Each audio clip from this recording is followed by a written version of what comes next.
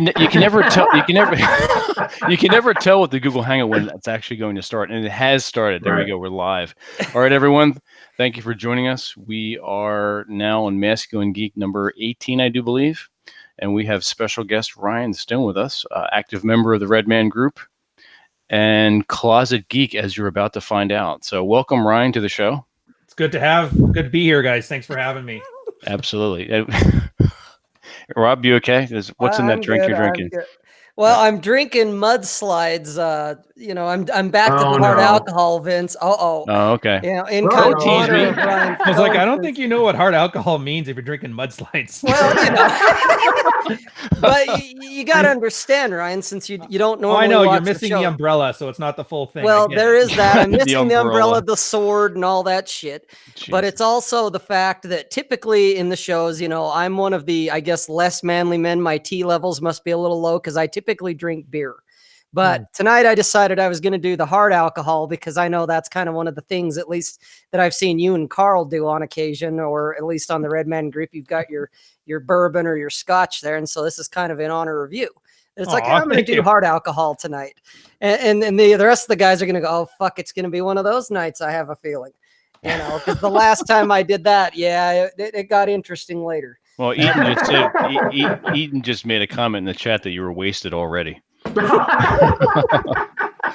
I haven't yet. I was going to say, guys, could you put a link to the YouTube the show in the private channel? I'll say hi to the guys in chat. I figure it's the least I could do. Oh yeah, it's always the fun part too when there's a lull in the conversation. You got a time just. All these guys are spending all their hard-earned time actually watching you guys. Did you send it over, TJ? Yep, just send it over. Okay. There they are. Yeah. Hard to interrupt. There's at least Eaton. There's one of the guys. So we got to do a public service announcement. People, drink responsibly. Rob? Yes. Shut up! You got to listen to me, see?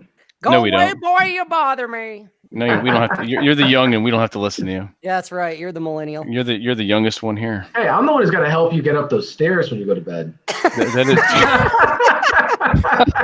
Oh boy. That is true. That is true, though. Yes. All right. So we want to start off with our Geek and Tell to kind of segue into the meat of the. Yeah, why not? Yeah, well, let's roll with that. Let's start. Let's do this backwards. Let's start with TJ this time. Oh, usually we start with Rob. Oh, why? Thank you.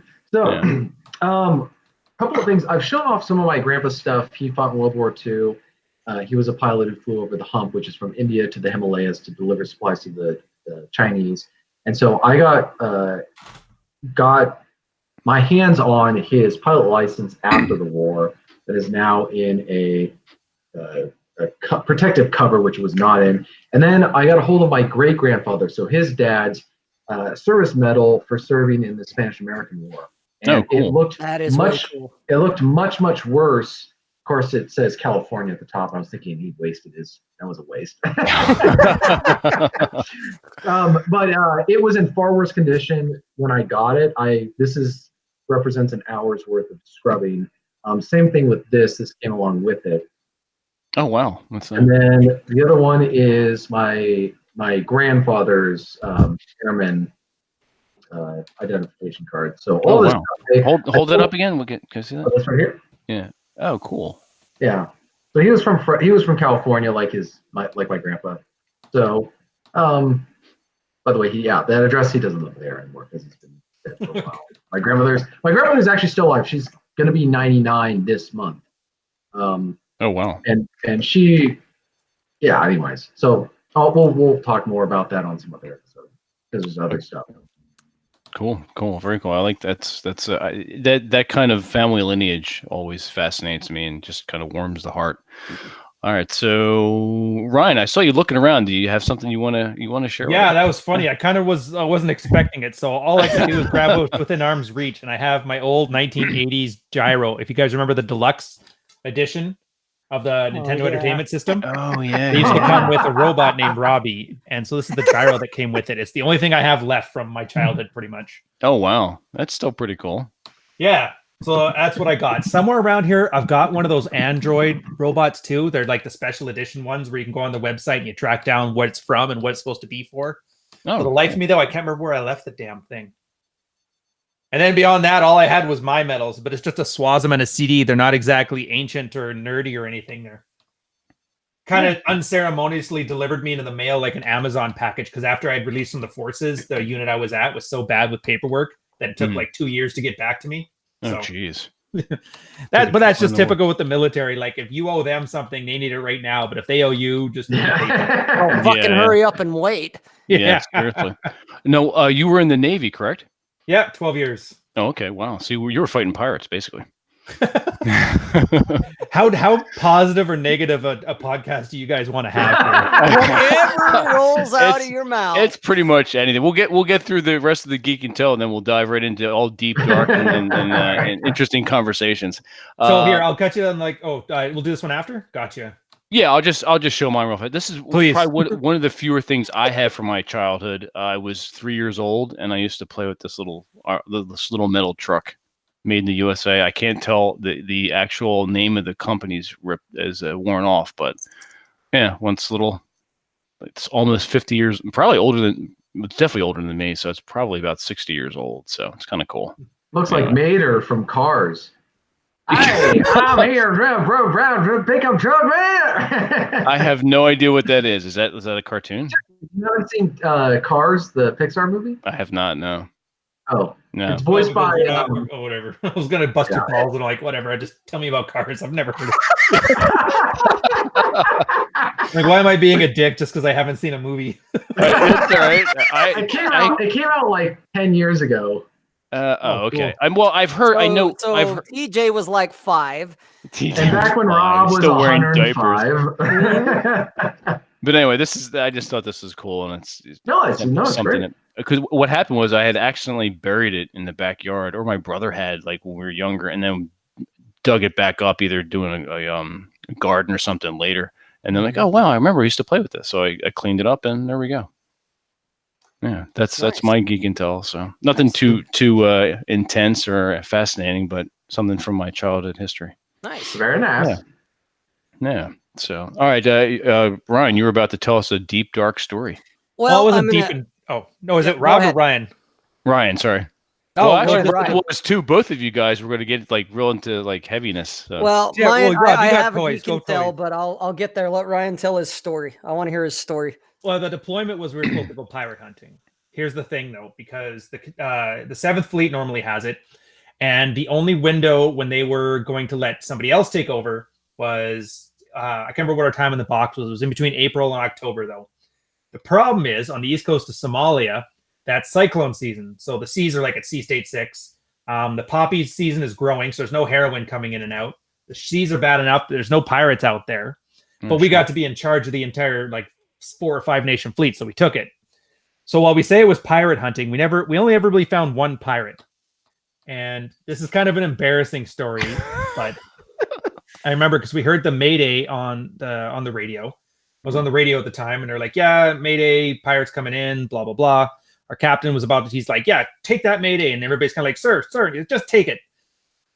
By the time, then once you take it, if you guys don't know this, by maritime law, you're obliged to be the one going in there. You're now the first responder. The problem was we were 300 nautical miles away, and our ship maxes out at about 30 knots. Oh fuck! So you guys can do the math there. So we 10 hours came later, we came up with this plan where we stripped our helicopter down to fumes, and like a C6, which I guess for you guys, what's the it's bigger than an M16, but I can't remember what the American version of it is. It's like the one Rambo was shooting with one hand. Oh, the M60. M60. Thank you. It's like an M60 basically. So it went out there to fly there to hopefully scare them off, but it didn't have enough fuel to make it back. So we had to race to meet them halfway there so that they could land on us before they crash into the ocean. So it was kind of embarrassing. But then you watch the news story and it read like we scared off some pirates. I was like, wow, it's a cool deployment. I wish I was on it. That's a good spin. Like, wow, where was that at? Oh, it was worth $60 million too, man. Corn of Africa. Oh my God. I threw up so much. I threw up like it was a profession. Oh shit. Was it really like choppy and? Yeah, well, Sea State 6, which actually, you know what? When Rob tells this thing, maybe I'll look up what the I think it's like 20-meter swells in that. Oh, holy shit. That's like we're getting into fucking hurricane water there. Yeah, like perfect storm kind of. C-State 2, I need to take grav hauls, so. Wow, perfect storm kind of stuff. There we go. 4 to 6 meter wave height, so 13 to 20 feet. Oh wow. Jesus Christ, yeah, that's choppy water. Yeah. That'll bounce you around. That'll make a cruise ship fucking go sideways. No shit. Well, after like the 7th or 8th time throwing up, your stomach's so weak you can kind of just stop throwing up, so it kind of works itself out in the end. Jesus. It's all good. Rob, tell me more about your Malibus. Malibus and your pina colada and your other pina hard colada. You mean my mudslide? This is the only hard alcohol I got on me. Did you just come back from a TGI Fridays? What the? Actually, no. Fuck you. He was at an Applebee's, guys. Get it right. Right. Yeah, exactly. No, actually, the funny thing is about this, it was already pre-mixed, ready-made to go in a gallon bottle. That's lazy right there. Yeah, I just poured it in with some ice and chopped it up in the blender and got mudslides. Okay. You know, I like it. Yeah, it's that way. It's all metered out and ready to go. Oh, all right. And then that comes in like what, a big bucket? A little bit of vodka. Dude, do I have to go get the fucking bottle and show it to you or what? You don't know what you're drinking? Come on. I know what I'm drinking. I'm drinking fucking mudslides. Hang on. Hey, go get your. If I'm eating a sandwich, I can tell you what's in it. Come on. Yeah. Unless it's mystery meat. I shall just look it up. I looked up.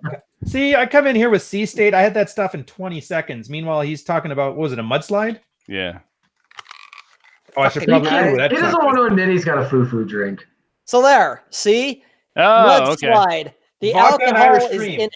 Vodka and Irish cream. Okay. Yeah.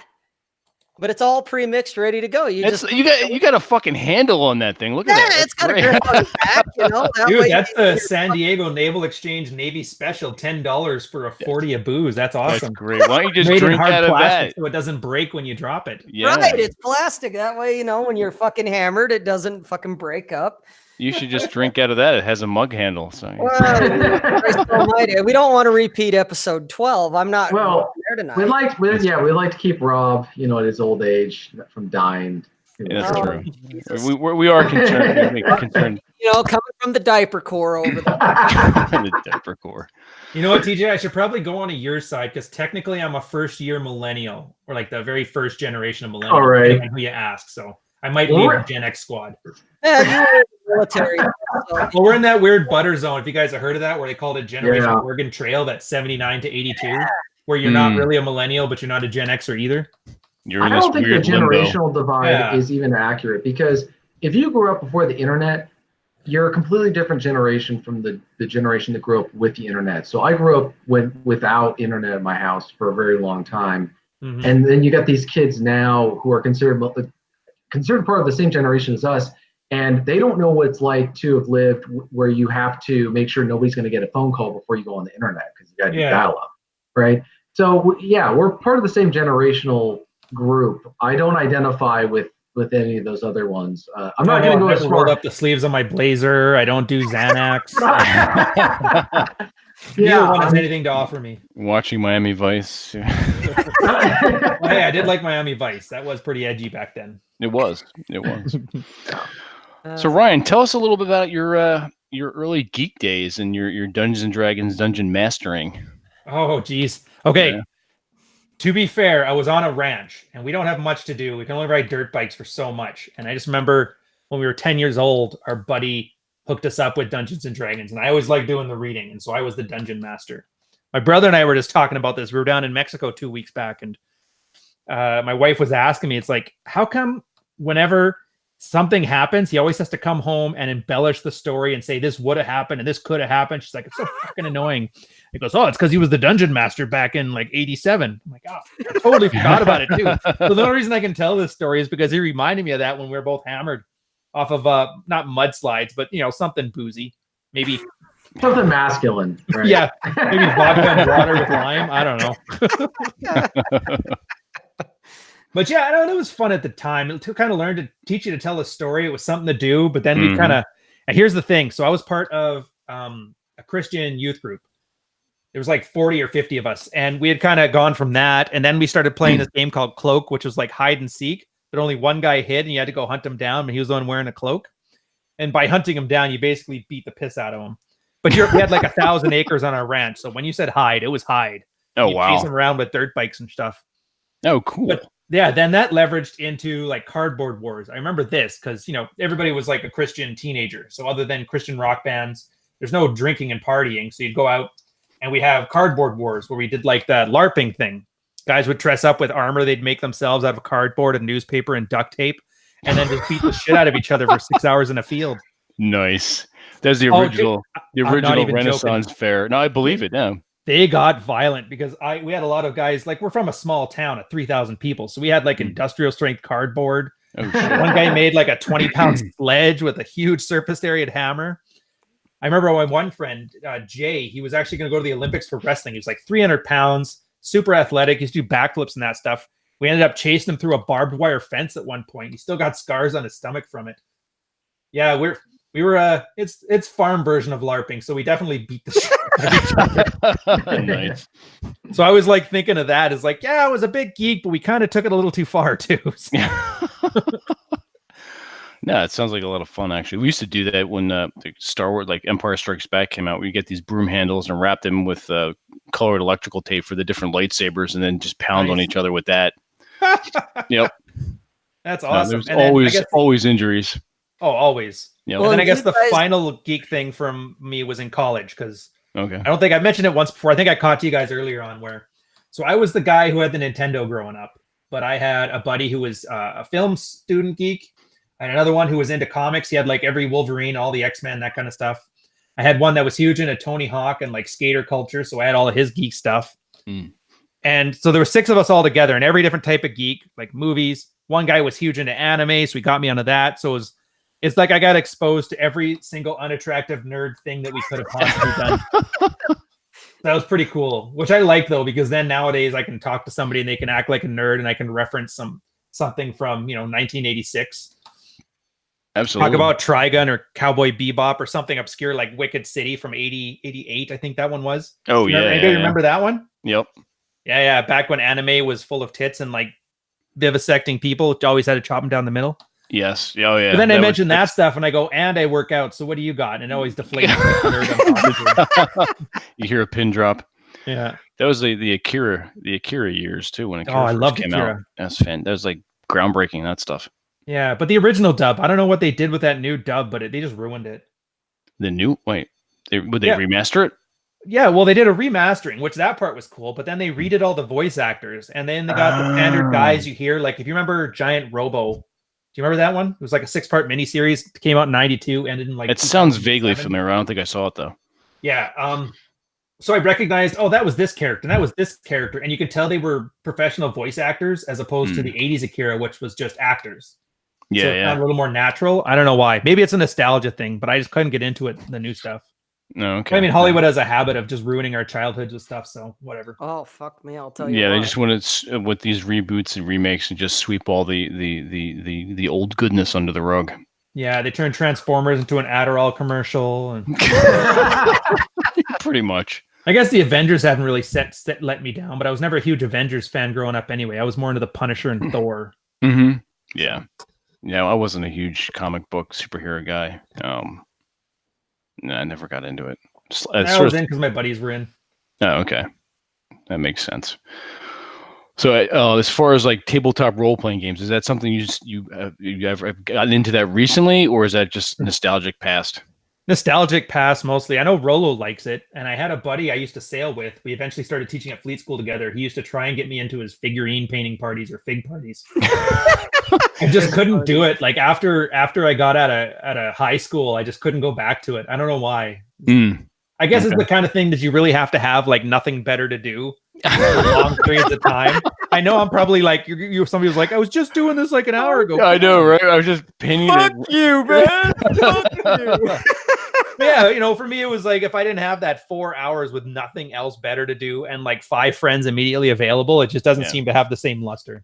Gotcha. No, that's all right. That's pretty funny. Now, Raul is big, and he's like almost professional with the figurine painting, the Warhammer stuff. Oh shit! Yeah, Yeah, I didn't even know that until I think it was one of you guys said that on the podcast. He had a Warhammer 20,000 poster in his backdrop, and somebody recognized it. Well, he had that, but I was saying that in the beginning when we had Rollo on, I said this is how all this started. At the beginning of the Red Man group, he had the camera positioned over his shoulder so you could see his bookshelves. Yeah. And part of his painting desk. And I was just, watching one day. I'm like, wait a minute, that looks familiar. So I just paused and I pinched the screen. I'm like, wait a minute, there's like Warhammer or Pathfinder books, or maybe even D&D. And then I see the paint, and then I see the paints and the magnifying glass on. I'm like, wait, does he paint small figurines? And then I looked at his followers. I'm like, wait a minute, these are people he follows. I'm like, these are all figurine painting commissioned people and war paints and whatnot. So I'm like, oh, that's kind of cool. So like, I want to get Rollo on the show and talk about that stuff as it relates to in the red pill and whatnot. So it was a good time. It was a good time. For a red pill relationship, that's easy. I believe they call those DLVs. Yeah. Yes. Like, don't get me wrong. A lot of this stuff, I like it and whatever, but at the same time, well, like I admit, I know these kind of things are the things that are very unattractive. So I try not to bring them up on dates. Or I guess the old lady found out, but she didn't know for the longest time. I never brought any of this up. So if that asked had what I was to doing, I just said doing to her coke and when she knows you was one way, and then you show up with something else. Oh man, she knew me as an accountant. I used to lie that I was in the military because I hated chicks who liked military guys for obvious reasons. So I just told her I was an accountant until one day she caught me, because it turns out a friend of hers was wife of the PMC, our main bartender. She's like, what the hell are you doing here? And I was drunk, so I didn't think. I'm like, I work here. She goes, I thought you were an accountant. This is like 4 years in, right? Shit. Now, did that work to your advantage? Because it was like a secret life you had, like a cool, like, who are you? Kind of. Oh God. Well, yes, but that's only because I drove a Nissan Sentra, and I told people I was an accountant, so nobody gave a shit what I did for a living. That's great. Like I had to coast completely on like personality and attitude. Nice. So you're literally like Superman pretending to be fucking Clark Kent. Yeah, you're Batman, basically, is what. Well, a fatter Superman. It is the Navy. the heftier Superman. It's well dressed, but it's portly. No, it's called distinguished. Distinguished. Yes. Mature. Yes, there you go. Oh shit! Oh, that's too funny. That's funny. A guy that actually chooses to not emphasize his military background. No, I'm an accountant. Oh, fuck off. We don't care about that. Dude, that's the whole reason I did it, because other than April, nobody cared. And in April, I would just say, like, I don't talk about work. Okay. And it's obvious I was lying. Like, I don't look like an accountant. I didn't act like an accountant. There's no account. We're not getting an accountant vibe from you. And it was like during the time when like all the shorter military cuts, that was kind of what normal people had. So it wasn't like in the 70s where they just knew you were a narc. But yeah, it was fun times. All right, cool. But I'm hogging the airtime now. I don't know about your guys' how you guys do. Do you tell girls what you do? Oh yeah. We own all that stuff. You invite her to paint figs, and then that's it, right on the table, right there. That's right there, yeah. We just do the hand sweep of the paints, and then throw her down on the. Oh yeah. Yeah, right. If you're truly a geek, you'd probably be like, "Don't move. Don't touch that. Don't touch that. That one's still wet. Leave that one alone." Exactly. It's drying. It's drying. It's the second coat. Yes, call me Space Marine. Go. Get out of here. Don't touch the dragon. Call me Clark. Oh shit, that's too funny. But TJ, you're about to say something? Oh, I'm just saying it. Used to, well, just back in the day, back a couple years ago. Back in the day. What? Did you just say that? Back in the day, yeah, like 2 years ago, back in 17. Oh my God. Okay, you got me. I got you. You got me. Okay, fair enough. I used to say, because I work as a reporter, but now with the whole thing that's going on nationally, which is totally deserved, it's just gotten a bad rep. So I've tried to avoid saying it. But if I was on a date or I'm hanging out with a girl and I say I'm a reporter, they suddenly get intrigued, because then you can start asking them questions and start making it like they're being interviewed, and then now they're getting the attention, and you can just throw at them stupid questions and they'll think it's they'll think it's really important, or they'll think it's kind of cool. So that's always a way of doing that on a date or whatever. But Now I don't really know what to say. I just say it's classified. It's classic. That's what I say now. I can't tell you. There's a geeky fucking thing to say.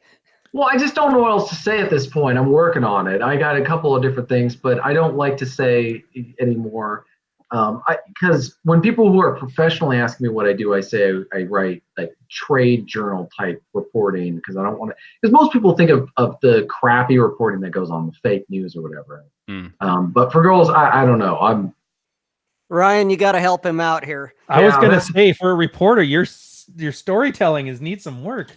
I could, and I'm not saying this to like crap on you. Like I am. I'm not trying to. I'm just thinking about this. Like if I was a reporter, first off, I would own it. I would find a corduroy blazer, sew on some elbow patches. I would have like a notebook, a suede messenger pad. The notebook inside has to be a moleskin because you got to give a shit. But then like I'm thinking like, well, what do you do? All right, so you know all those fake news reporters like BuzzFeed and all that kind of stuff, and then you kind of really like lead them to think that you're one of those listicle types. And then at the end, you're just like, yeah, I do the exact opposite of all that. Yeah, you know the ones that write the lists and the ones that hate Trump all the time and they talk about social justice and the ones that are diversity. Yeah, that's not me. The exact opposite of that. Yeah.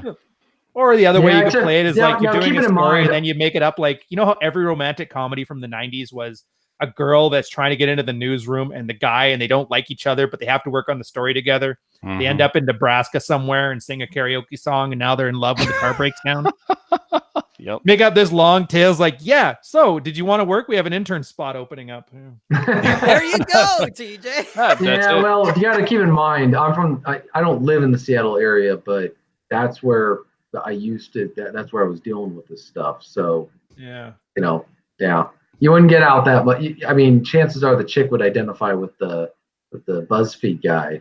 I'll go the opposite way, or just say that anyway, because even the girls that talk about the social justice BuzzFeed thing, do you know how many field reports I have of guys who are like red state or blue state? Which is the conservative one, red or blue? Red. All right, yeah, because here it's blue, so that's why it always throws me off. You get like red state guys, and those girls are still attracted to them, and you find out they just don't really care. Like they care for their social group, but if you're hot, you can say whatever you want. Doesn't really matter. Yeah. Trust me, I'm a living example of if a girl is turned on by you, you can say the dumbest shit. She doesn't care what the hell you're saying or what you do. As long as you say it with a smile.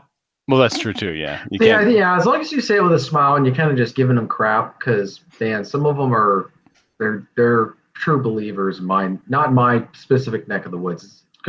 I live in the mountains, but in the Seattle metro area, man, woo. It's I think that would still be great, man. Publications. Right now, I'm writing an in-depth piece about how patchouli causes cancer. Tell me about yourself. Patchouli causes cancer. And they're just like, no, I'm just fucking with you. No, I like the idea of where he was saying, are you against Trump, all that? And then, yeah, I'm not. No, I'm the opposite of all that. That's the way to go, TJ. There you go. That's what I was thinking. Well, like I said, you're going to have to know better than me. I've been out of the dating game and I haven't really done it in Seattle, but I can see a lot of those girls just by getting mad at you and being able to vent, like they're talking and they're engaged. Because the opposite of love isn't hate, it's apathy. Indifference, right. Yeah. If you get a girl mad and you can laugh it off, I mean, it's not the worst thing in the world that can happen on a date. Yeah. Assuming you're dating her, she's got to at least be attractive, right? Like you're not like, you know what, I deserve an ugly girl that's really like, bitchy. I'm assuming you at least find attractive ones that are bitchy. We leave those girls to Rob. Fair enough. The bitchy girls to Rob. Leave them all to me. I don't give a fuck. We'll take them all. That's right. Where the women at? The mudslide's kicking in. I was gonna say something like that. Nice. See, at least could have gone with the White Russian and did the whole Lebowski thing. Come out here in a house coat. Yeah. That'd have been sweet. Well, fuck. The next time I'll wear the smoking jacket and be Hugh Hefner or something. Yeah, and then as an extra layer, we could say, is he Lebowski or is he Endgame Thor? Ah, there you go. Yeah. Oh yeah, am I not supposed to say stuff like that or no? I know. Actually, you know what? I might save off. It's only been out for 2 weeks now, so. Nah, it's open dude, you can spoil it. We don't give a fuck. I'm not gonna see it in the theater. Fuck them. It actually was. It was pretty good. I waited a week and a bit because I was positive it was going to be like a prequel Star Wars event, but they didn't do too bad. Okay. Although I guess when your expectations are it's going to be ruined by them not ruining it, it probably was better off. So I heard rumor that Flat Ass wasn't really in the movie all that much. Is that Like true? what, 15 minutes or something? Yeah, not much. It was kind of funny, and it almost made me question whether that press junket tour was a PR stunt. Because it just had too much of a story arc to it. Hey, girls coming in to take over on this thing that the guys all do. Hey, the girl's completely bitchy and not very likable. Oh, by the way, we're taking her out because we love you guys. I'm like, that's not how this is supposed to work. Give her like a 3-picture deal. I mean, I'm wondering. There's rumors. Who knows if it's true? But there was rumors that they changed the film, the amount of time that she was in the film. Because I heard they just filmed it 2 ways. One is if she had a big part, and one if she had a small part. Yeah, they had extra footage. Whether that was because they were worried about this, or I thought they just did it because they wanted everybody to be confused about what the movie was going to be. I think it was they were looking at the box office return of Captain Marvel, which apparently did pretty well despite Brie Larson just mouthing off. It's Marvel. The logo alone and some special effects, and you can slap $1 billion on that thing. Right. Yeah. Right. I think the other thing is that probably didn't help is the fact that the other cast members clearly hate her. In some of the interviews you had Jeremy, what's his name? It was just sitting there like trying to stay away, like she had like some sort of infectious disease. Oh yeah, Cheadle was doing that too. Or the very subtle digs, and you can tell it was just kind of like you could tell who picked the short straw. All right, you can go with her. You got Brie. It's like I had Brie last time. Fine, I'll go with Brie. Chris, you're coming with me. Yeah. Oh, fucking Chris and his fucking eye rolls and shit that he was doing. That was great. Yeah. And she's dressing up like the church lady from Saturday Night Live. You know, it's like, and I remember watching her when she first came out, and just watching it now. I'm like, what? Who picked the wardrobe? Did her grandmother pick it out from the 70s? I just can't figure out from a business standpoint. Like Marvel is like a multi-billion-dollar franchise. Yeah. At what point are the guys in control of the money not telling their people like, this is worth $3 billion? You get in line. Like I will end your career. I will Harvey Weinstein you if you fuck up the press junket. Well, that's just how fucking cucked they are. Well, you think that they'd have her wearing a dress that like a flattering dress or something cute and making her look, instead she walks in like just like I was saying, like she reminded me of Eurythmics. Oh my God, that's it. Fucking Annie Lennox. Oh my God. Oh shit. That's funny. There's an 80s reference for you. Yeah. It was like if she was going on a date and her grandmother dressed her up to make sure that the guy was the most unaroused as possible. Yeah. Right? See, I don't even mind that. Just like be pleasant. It's a press junket. Everybody knows how it works. You sit there, you smile, you make jokes so everybody can feel like, hey, my friend is Chris Hemsworth. Let's go watch Avengers. That's like everybody knows that deal. Right. It's been around for 50 years. Yeah. To watch somebody in there, and it's like whatever. I still went to go see the movie, so it's not like it ruined it for me, but it does give. And I really want to make a rule. There needs to be an internet rule. Rob, no offense, but if you're a guy who hates Brie Larson and you have a beard, you got to stay off your podcast and talk about it. Because like it's just too on the nose. And they're always filming with like in a basement. That's where their studio is. I'm like, guys, like the optics here. Come on. Change it up. Go outside. Oh, dude, if they did it outside or in like the back corner of a gym, at least that'd be like, all right, now they're addressing this head on. Very medium is the message. I like it. Yeah. That's true. That's true. So often you guys are fitting a fucking stereotype. Jesus. Yeah. Well, I mean, to be honest, I know I'll jump back to Geek in a sec, but that's my thing. Like all these guys are complaining that feminism's ruining geek stuff and feminism ruining this and that. It's like you're making it very easy for them. Yeah. For a lot of guys that go out of their way to do this. And it's not hard. Like Chris Hemsworth, if anything, I don't know why more people didn't take examples from him on how to deal with a bitchy woman. Mm-hmm. In like a playful, funny, joking way, but still saying like, I don't care for your bullshit. Meanwhile, I'm going to go play a guy who throws a hammer around. Like it's I mean, perfect example. At the end of the day, it's all a fucking joke. I mean, that's it's all fun, Right. Well, they were probably pissed off because there's this entire movie series that they've worked on, that they've tried to develop, and now it's coming to its conclusion. It's basically, it represents a very important end of their careers in that sense. Like they're not going to be doing that anymore. True too. And she shows up at the last minute and gets attention, right? It's almost, it's just so classic Mary Sue style, right? She shows up at the last minute and gets credit for the victory. In the films, apparently, or maybe not, but just she's getting, because she's being groomed or presented for these new films that are coming out, and they're always thinking, yeah, if it weren't for us, she wouldn't even be here, you know. And well, you know what it reminds me of too? I was thinking about this, and you guys are gonna love this. Another 80s reference for you. You're watching all these what's the Rey Star Wars thing, and the fucking Captain Marvel, and all the girls, and essentially just straight up power fantasy, no character arc, no nothing. And I was thinking about this. I'm like, you know what this reminds me of? I think it means girls are in the past, because this is like 1982 Commando level character arcs. I was thinking about it. Yeah, Commando. What was the character arc for Commando? None. I had to put on a vest and put a knife in my boot. Rambo, same thing. Rambo 1, Rambo 2. Rambo 3, they added a plot, but that was like 89. It wasn't until the 90s that we started getting flawed heroes like John McClane and John Rambo Part 3.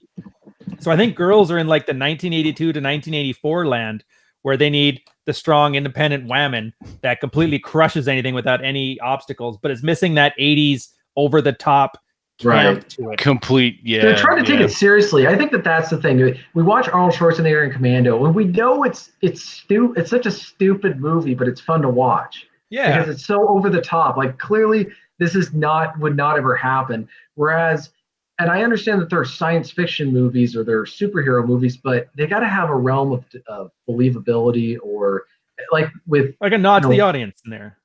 Right, and like nodding to the audience. Like, this is because when Schwarzenegger in Commando, he's doing all these Terminator quotes throughout the entire film. Just it's clearly a stupid film with a stupid plot that men went to go see a lot of explosions and guys getting shot up.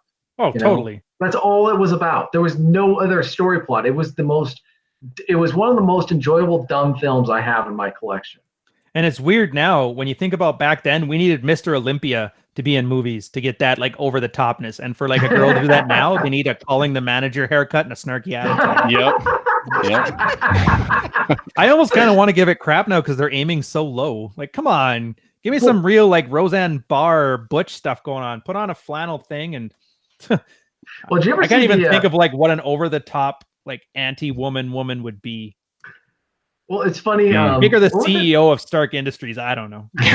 there was a satire. I think it was The Onion or Babylon Bee, but they came up with an article saying that Thanos was defeated by Captain Marvel when she said, "Can I speak with the manager?" I know, right? I'd like to speak to a manager, please. Too funny. You know what the sad thing is? I think that this touches a little bit on what Rollo was saying about looking back on previous art, whether it's songs, movies, or whatever. That's blue pill, and whether you can enjoy it or not.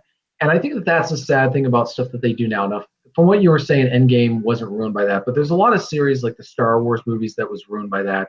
And I think what's lost is the opportunity cost of what could have been, and where there's just there's a dearth of good art or good shows, and you have to almost wade through it all to find stuff. And so I think that that's the real tragedy here is that, and unfortunately the Avengers films and the Captain America films, they did a good job. And I'm glad that they protected the integrity of those series for the most part.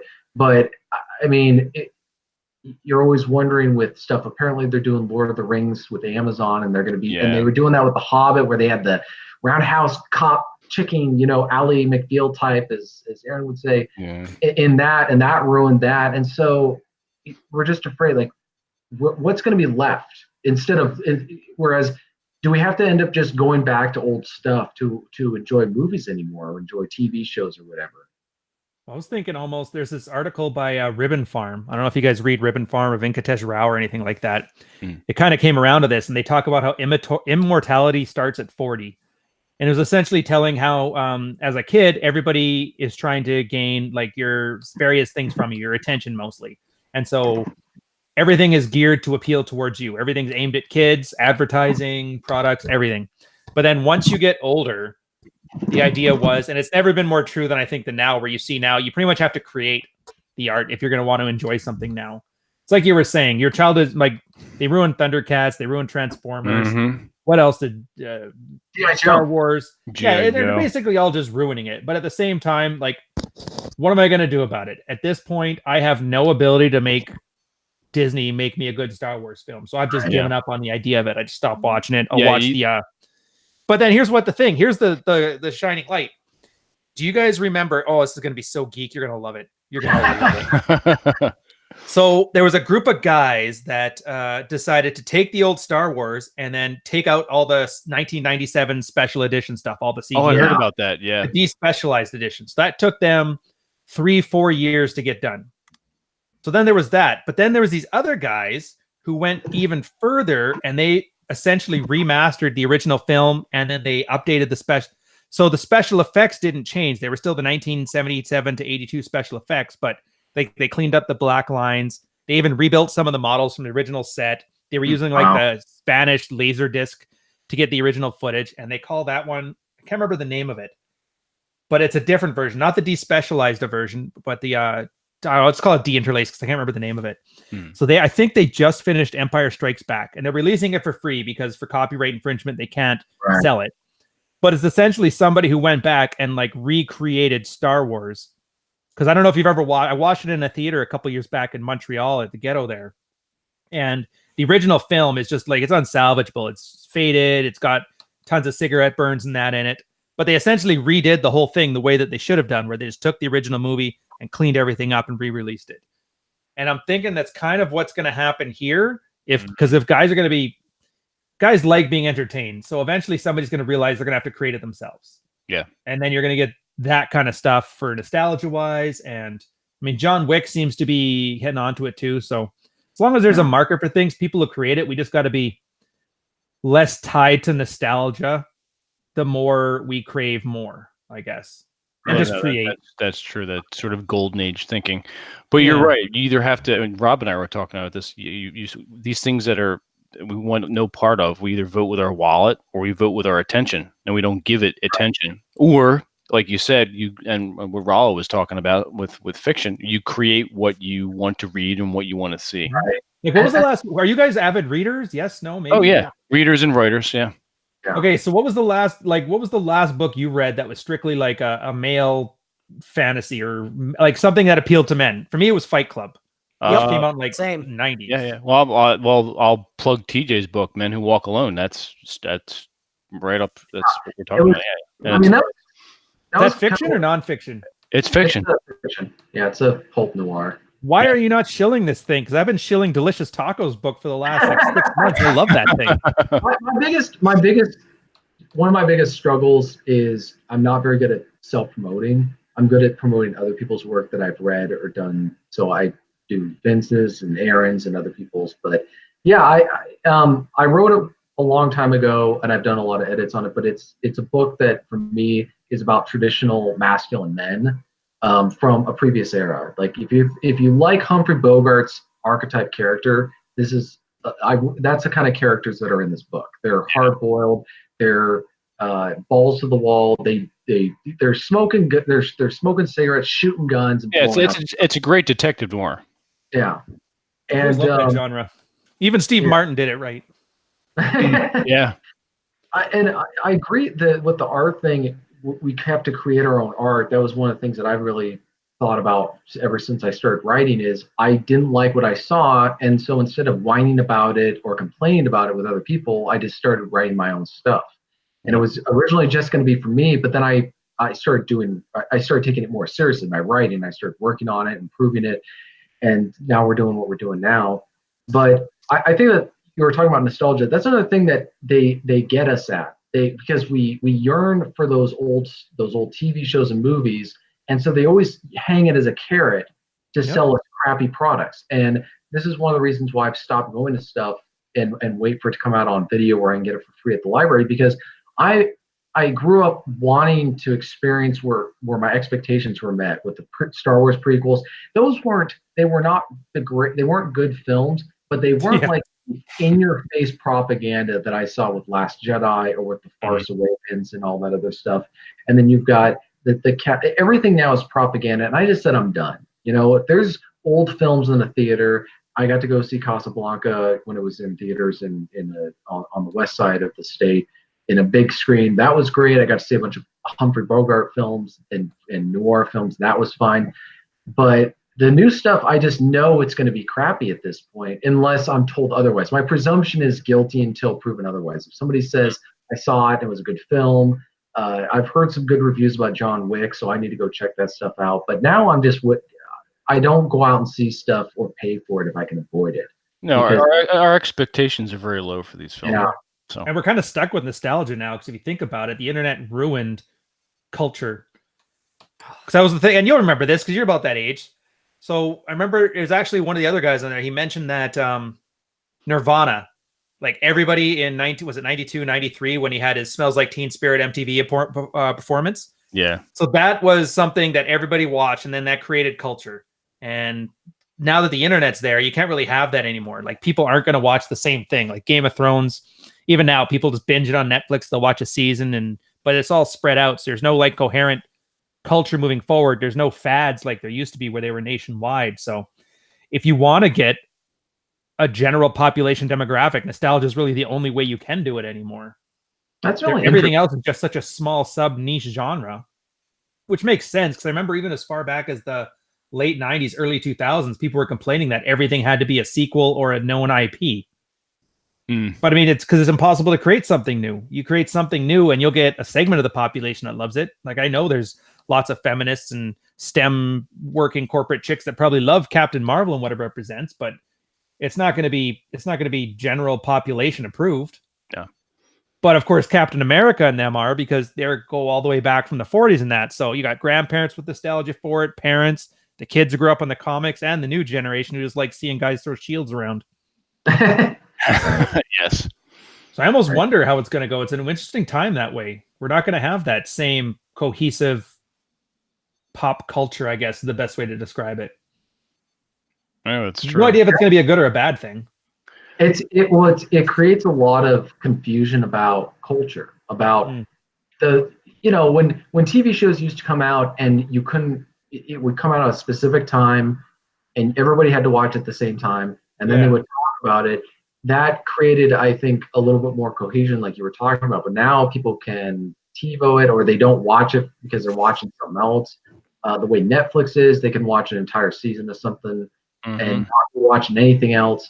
And so there's not as much to talk about, where you almost have to go through a lot more of a process to actually figure out where somebody is on what they consume. I think there's also a lot more choices. I'm not saying that I'm not looking back nostalgically or fondly on this, but when there was only 3 channels that you could turn on the TV with your knob, right? Yeah. 3 watch. Everybody was watching The Simpsons. Everybody was watching any of those other TV shows that was on CBS. Yeah, like everybody watched X-Files. Everybody watched Friends. Everybody watched A-Team, Knight Rider, Miami Vice. Like everybody knew all. Yep. Yeah. The A-Team. Yep. Well, and like where Andy Warhol talked about the 15 minutes of fame type of thing back in his day. And with technology being what it is, not only do we have, 345 channels of shit to choose from, but everybody can get their 15 minutes now. And I akin it to 15 seconds, especially given how, like even you said, Ryan, about, people, your videos, you're getting 20 minutes max type of thing before they wander off the reservation and go somewhere else, that the attention span goes down, because there's this ocean of stuff. And also anyone can now be a rock star, so to speak, where back in the day, you actually either had to know somebody, sell your soul, or you actually had to have some talent. And the music labels, the TV industry, all of that, they could pick and choose. And so you had very limited amounts of what you would get access to, where with YouTube, technology, everything today, anyone can, I think of music. I think back in my day when I had a band, and I wanted to save up my money and get, this 4-track recorder that was analog. Yeah. And you actually had to know how to play your instruments if you wanted to sound good. Where today, you can do it all on your computer and you don't have to know a lick of music. All these pitch shifters and all. Yeah, absolutely. And it's not the first time this has happened either. I remember there was a huge schism when photography first came out. That actually created So Digital right there, versus film. art was like a tradecraft. It was a skill that you would hire people and they would do commissions. They used to have their own studios, and depending on who you paid, if you paid the artist more, he would do most of the portrait as opposed to his students. But then photography came out, and art as a movement had an existential crisis. They had to think, okay, so now that painting realism or naturalism is completely taken over, and this thing can do it better than us, faster than us, and more often. So what is art? And then I always love this. This is the argument I pull out every time somebody says it's just a bunch of circles on a piece of paper. Who cares? It's not art. And then you branch it to them. This is visual philosophy. And it's the exact same thing you mentioned right now. I think, was it TJ? Was it you mentioned, or was it Rob? Yeah. I like what you said. Yeah. And so they had to go through this thing. So what is art? And so, people tried different things. Jackson Pollock was like, okay, well, just putting the brush to the paint or to the canvas was art. And so he made action painting. You just look at it and see a bunch of squiggly lines, but it's like an idea of what art could be. Or they took some of the ideas of how the Renaissance would have a lot more depth, but then as things became Baroque, the picture or the frame, the field of the frame closed in. It was like 6 feet. And then modernism was closer, so they were trying to make their pictures flatter and flatter until finally one guy just painted the canvas white. You can't make it any flatter than that. And he's like, there, done. And so if you really look into it, all this stuff, even though it looks stupid, like a kid could do it, there's actually some thought behind it. Mm-hmm. And I'm wondering, so we're obviously getting to that. And then we had like photos where another one where they were very expensive. They took 30, you had to sit there for 30 seconds. So you could only just sit there and like frown because you couldn't smile for that long. TJ, we were just talking about that. Why there was no smiling in old photos. Yeah. And then, but now it's like just a quick thing. I could take 3 photos right now on my phone on this thing. There's more photos now than ever before. And every year it gets bigger. And so we're kind of getting just another evolution to that. So I'm kind of curious where it's going to go. Now, I don't think it's going to die. The problem is it's moving so fast. I don't think any of us are going to be able to keep up. Like it's moving faster than the speed of brain. Mm-hmm. That's the problem. Our technology is moving faster than our, like you said, our brain and our culture. Yeah. So, right, since you brought that up, I'm curious about your thoughts on this. One of the things that I've observed is that people have also stopped doing as much home video type stuff. And I think that there's a couple of reasons. One is the video recorders are just, technologically outdated. People are not taking their phones and taking the photos and whatever to do home videos.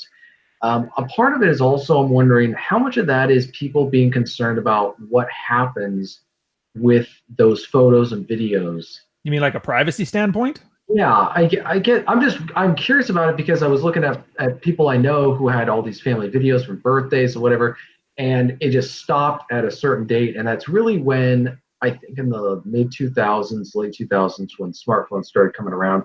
And my theory was that it's just technologically, you don't have to do that anymore. It's a lot easier just to save it on your smartphone, to save it on your computer. And it's much more disorganized in that sense than it used to be. If you're really dedicated to it, I know some guys who burn DVDs, or they come up with these presentations to do videos that but that's only usually for a wedding or a anniversary type thing. It's not for that other stuff. But but now they're just storing them on Facebook cloud servers, or them on Google Photos and that kind of thing. So they're still storing them. It's just Facebook is the new CD burner. Yeah, no, I went out and bought one of these little, it's called VidBox, and I can basically take my VCR, old VHS tapes, exactly what you were talking about, old family video and camping trips I went on when I was younger, and digitize them. And I'll put them on DVDs. I'll also, put them on the cloud as well, my own personal space. Yeah. And I already know people don't give a shit about privacy. Absolutely not. Yeah, no, I see it. Like my buddy's got 3 of those Google Homes in his house. I was even messing with him. I started having an argument with Siri or Alexa over who's reading this personal data. And then she started giving all these evasive answers. And I'm like, see that? She's like, and his wife's like, yeah, it's not a no. But they're like, you know what? It's fine. My life is so boring that they're welcome to look into it. They'll try and sell me something, but I probably won't buy it. So I think people have it's not going to affect me attitude about it. But what can you do? Yeah. Like I said, from the military background, a lot of my stuff I was dealing with cryptography and security that way in there. So I tend to err on the side of paranoia, not as much as Carl, but but yeah, it's all on Facebook now. That's probably what's going to happen. There's going to be two sets of parents. Some parents are going to not put their kids' stuff up on there. And then some parents are going to put everything up on there. And I'm curious when the kids now who have photos of being naked in a tub at 2 years old. Oh, how 18, fucked up they're going to be. Oh. Well, it's just it. Like, are they going to be, or is it going to normalize it to the point where nobody even thinks about it? Oh, it's true. But also, we were talking about this earlier. We're giving, you give a kid a phone. Just think about the power of what the phone has, both as a social tool and an entertainment and intellectual tool. It's amazing. Oh, I know. And all that just for so much porn. All the porn in the earth. Right here. Yes. Oh, and speaking, thank you. Sleep with your stepsister? I can find something for you. It's something on here. Yes. Edward, thank you for reminding us. Rob, it's the top of the hour. I think it's your gig now. It's my turn. Yeah. Okay.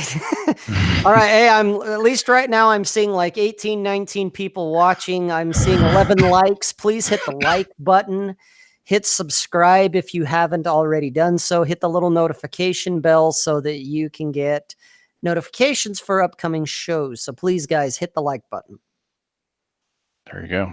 Do it, or I'll murder your family. Oh shit! But there you have it. Ryan's coming. That escalated a little far. That's my fault. It's okay. It's a very Jay and Silent Bob kind of thing. Yeah, it's coming. That's coming from the military guy, so he's serious. That's the Navy guy. I'll eat your lunch if you don't smack Eat your lunch. I'll drink you under the table. I'll drink all of those mudslides. I don't know if you could do. How many do you have over there, Rob? Just one? Or do you have like two. Okay. I've had two. Gotcha. Well, no, I meant do is get there's an old Navy one, moose milk. We'd always say the moose is loose and open them up. They just took 5 or whatever bottles were half empty in the bar, and then we dump them in a thing, as well as like the ice cream that had melted, and I think a bunch of milk as well, and they'd blend that all together and put it in one of those cafeteria trays. Oh man, Are you allowed to swear on this? I don't know if I want to demonetize. Oh, you like yeah, that shit would just fuck you up. You'd have to be hauling people back to their cart. They got so drunk. It's the sugar. It just amplifies the alcohol. That's true. Yeah. The best of both worlds. Yes. Yeah. Jesus. That's why I drink scotch. It's easier for you. The sugar is what kills you. That is true. That is so true. So remember that, Rob, as you're bouncing off the walls later.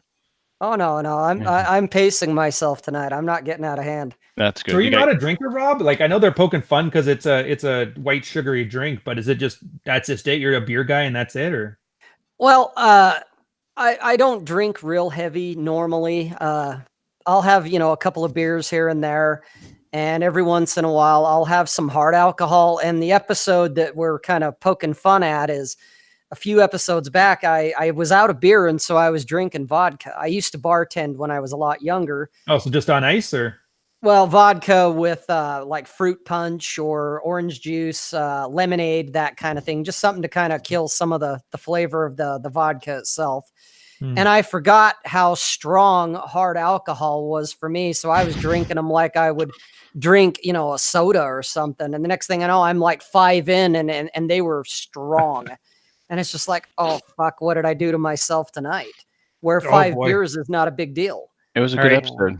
Yeah, do you guys have time for a quick story in this one about my 30th birthday and drinking? Yeah, sure. Bring it on. So that was my little parlor trick, is I just drink vodka straight. I just put it in a glass, sip it with a couple ice cubes. And my 30th birthday, I had to work a 12-hour shift at the operations center.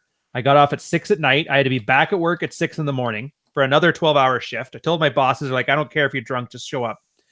So my buddy, he taped a Mickey of vodka. I don't know what you got, an 8th, I guess you guys call them, or a 5th?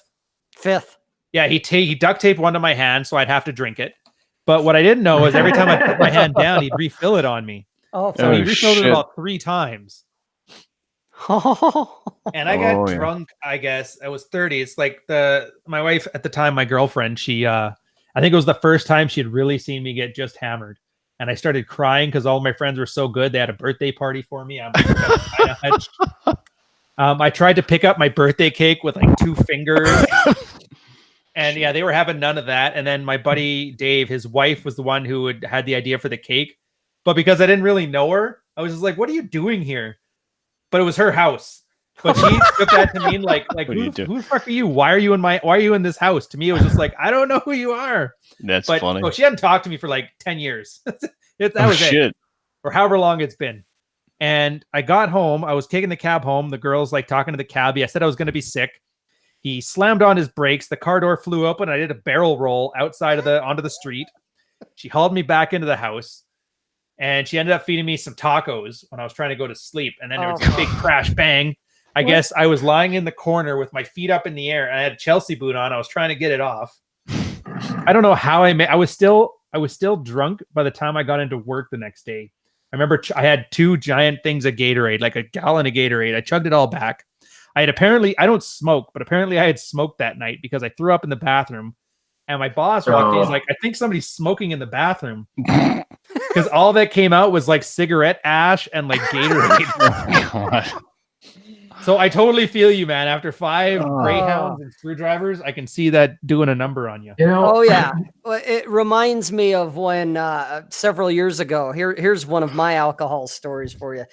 Go out with an old coworker at the time that he and I worked together, and then he moonlighted as a bouncer at this bar. Nice. And so I go there, and it was crazy because everybody knew him at the bar, and it was like a scene out of The Godfather, because he would sit at this table and everyone was coming up and like paying him fucking respect. It was crazy. And so we were just getting free drinks all night long on the house. You know, the bartenders knew him.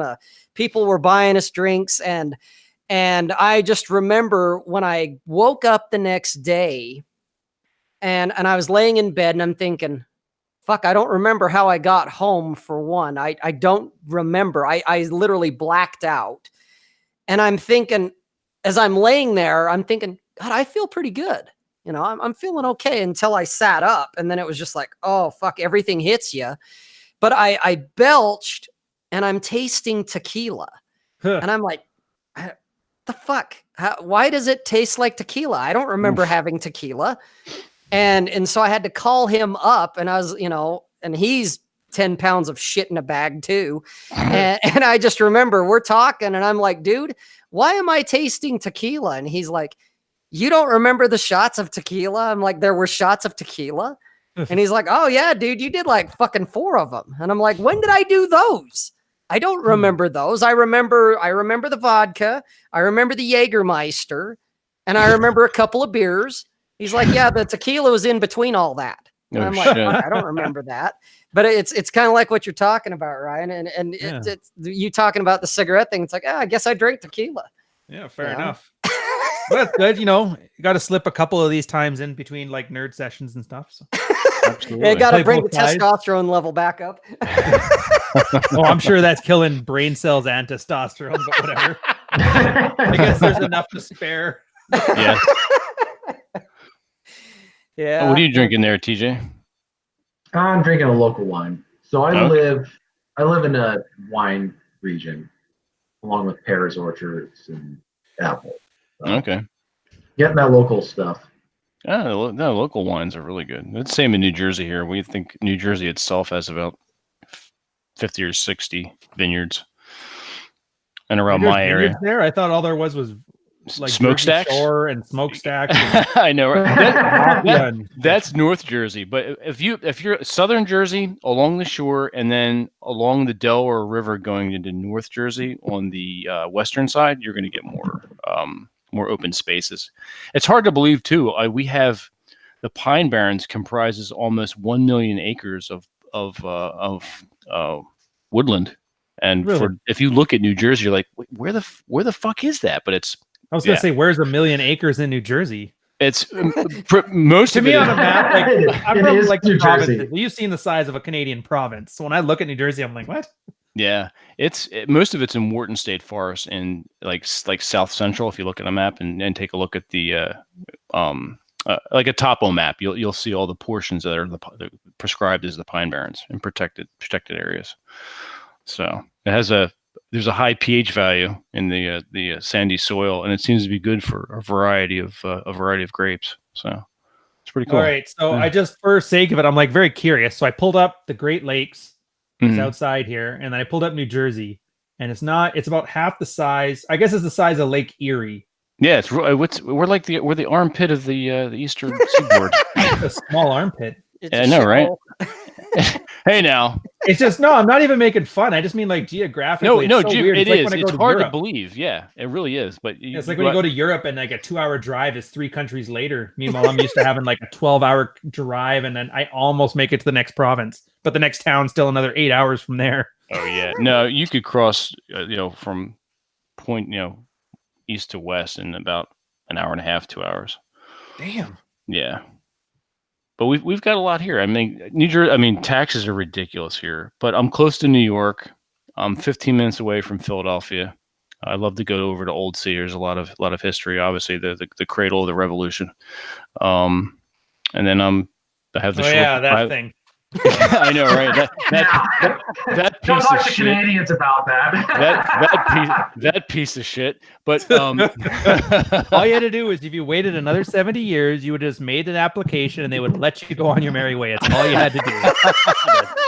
They gave us back the Dominion. We switched up the flag in the 60s. And there you go. We couldn't wait. We couldn't wait. But then if I want to go to near Washington and, like I said, New York, the Shore Points, Philadelphia. So it's like a centralized area for pretty cool traveling. And right. I love local history. Like on weekends, I'll go out to different towns, take photos, take notes. I have a shit ton of books on local New Jersey history. A lot of that stuff creeps into my writing, so it's cool. Interesting. Yeah, it's good stuff. I think Rob's not going to recover from this stuff. No, it's great. It's just great, the cradle of the revolution. Oh yeah, that thing. If you'd have just waited another 65 years, this is the thing about Americans. We want it now. We don't want it tomorrow. Not in 60 years. We want it now. Oh, that much. And we're proud of our fucking guns. I didn't mind that. I don't know. It's weird. I guess, the gun argument, I don't get why you guys still have it. Even if you were against it or for it, there's so many of them. Like it's at this point, logistically, any change is pretty much impossible anyway. So I just don't understand how people haven't moved past it. Well, I can tell you from the West, the occupied zone, as I like to call it, of my state, you're dealing with people who everything is based in emotion, not on whether or not it works. So if they pass a law that has no effect whatsoever, but it makes them feel good and they feel like they've done something virtuous and good. And so it's about making them saying, I did something good. We passed this law. I support this policy because it's intended to do this, and then therefore I'm good. Right? That's where we're virtue. A failure of leadership right there. Oh yeah. Well, I guess we're not any better lately, so I can't really judge. But I do remember when I was a kid, there was a lot of those, like you'd have a politician tell you to suck it up at one point. Like, this isn't going to, I'd say it in a politician way, but this change can't happen. These are the reasons, and I'm doing what I think is right. I kind of miss that. But I guess that has nothing to do with video games and stuff, so whatever. No, it's true. No. What's interesting is, though, you're saying that about the whole gun thing. Well, in Australia, I have people I know from Australia where they had that whole thing to happen, the confiscation thing. Well, they all just buried their guns. I mean, their gun ownership is actually still higher. It's higher than what you would think, because they say, this is number of people. No, they all just put their guns underneath their house foundation. They all hid everything, and that's what they've done ever since. So they didn't get rid of the guns. People just don't use them anymore. They're not displaying them or showing them around or whatever. Which would make sense. I can't picture rural Australia getting rid of theirs. Well, they're going to go out and it's like, who's going to enforce it? They have to go into the outback and deal with the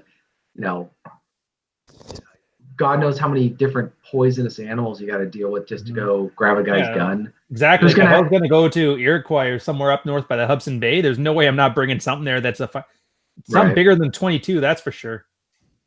I don't want to have to aim and perfectly hit a bear in the eye not to die when I'm up there. Are you crazy? Right. No, and even then, it won't hurt him or kill him. It just means he can't see when I start changing directions when I'm running.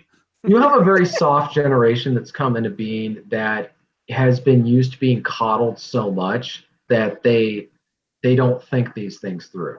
And that's remember when they were kids too, and we all thought like, when they grow up, they'll see how the world works. We didn't think that they would just overrun the rest of us, and now they're in charge.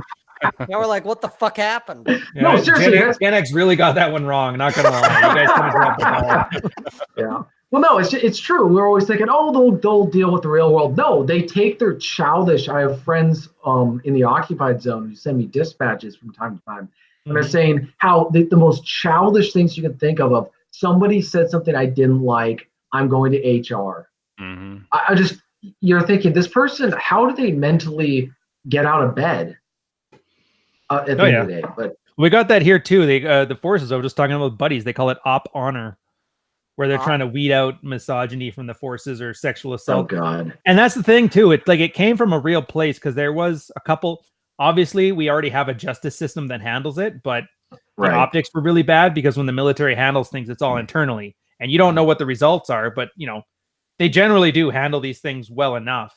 But then once they had to make it a public thing, then people started losing careers over just accusations, and so it was really kind of subverting just for the fact that you wanted to make people believe that the system was working. They actually had to go out of their way to kind of pervert the system.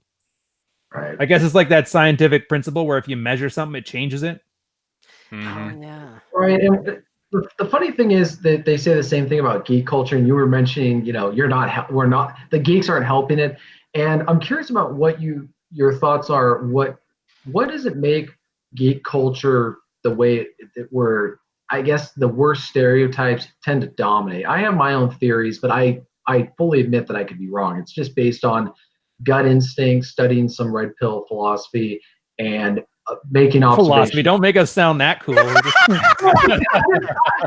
what I'm saying? This guy's swapping fucking notes. Come on. Yeah. I just noticed. I just noticed that there's a certain type of man who tends to get really obsessive about stuff, and they don't have good social skills, but they will overwhelm any kind of topic or genre, any kind of interest whatsoever. They will become the most obsessive, and they're the way that they handle it and the way they interact, they drive normal people and normal men. So are you talking about like a narcissistic personality disorder or an antisocial disorder, or are you talking about being on the spectrum? Or I'm thinking to use a red pill term, a gamma, somebody who's they tend to be a little bit above average intelligence, and they become subject matter experts. So they're the guy, to use a D&D example, they're the guy who's the rule Nazi, who's just like, oh no, you gotta do it by the book, and let's stop this game for 2 hours until we can get this rule resolved. Instead of just saying, you know what, we're gonna just wing it so we can keep the story moving along and the narrative going. We were talking about that on the cartoon show on Saturday, keeping the flow going. I mean, even if it's even to the detriment of a rules lawyering issue. It's like, don't worry about that. I as a dungeon master will adjudicate something a certain way. Bless you. Right. Adjudicate something a certain way to keep it flowing and keep it interesting and move the story along. Yeah, it's a social thing. Like, have you guys ever taken an improv class? Have not. No. I did one. I did one when I was young. Yeah, because I used to do them in high school, college, and then for pickup, I do it. And I actually recommend it to my clients now if they want to start learning how to do pickup. Because it's exactly what you say, where you have there's social skills that you don't pick up when you're younger. So, for example, if the first thing they teach you there is whenever somebody gives you something to work with, never say no. Always say and then expand on it. So if I ask, hey, Rob, how's that drink? And you're like, oh, it's good. It's a mudslide. I'm like, no, it's not. Like, you don't say that because that closes off the conversation. And it's exactly like you're saying, where you start appealing to some weird rule set as opposed to getting the social things flowing. It's that they're focused too much on the surface level details. Yeah. So no, you have to roll a D6 or to fight whatever. I'm really bad with the terms now, which is kind of bad. I'm losing all my geek cred here, but losing your geek cred. I'm losing the geek cred. Geez. But yeah, so they're appealing to this rule set. Meanwhile, there's like 6 people in front of you having a conversation and trying to bond. When that's really the focus. The tabletop game is just the mechanism that you guys do that. Exactly. And so they completely ignore the substance and they focus on the surface level content. And you're right. Oh, I see. You're totally right. I see it constantly. Like the red pill community had it as much as anybody did. Right. And it's almost like that's the problem with any time you create. I want to talk about this at some point for another episode, but I'll briefly say it. When you create a space, you got to watch out for the guys who are going to be destructive. They're going to create a toxic environment. And what they'll do is they'll study and obsess over whatever it is you're talking about, whatever it is you're interested in. but they're insufferable. You could be talking about World War II stuff. I've encountered these guys, or anything to do with military stuff. They'll talk 30 minutes straight without losing a breath and not giving you a breath to speak, when you're clearly giving social cues that you're way just downloading information on people. Or with the D&D thing, where they can't pick up on the fact that someone like the dungeon master is saying, look, we're not going to obsess over this, we're going to just move on. They're like, no, we got to do this, we got to do it this way, right? Yeah. Or and like with red pill stuff, they're trying to turn it into like either a cult, or they treat it like a Bible, or fucking purity tests. A purity test. Did you lift weights? Well, then that means you're blue pill, because men don't lift weights because like it's whatever.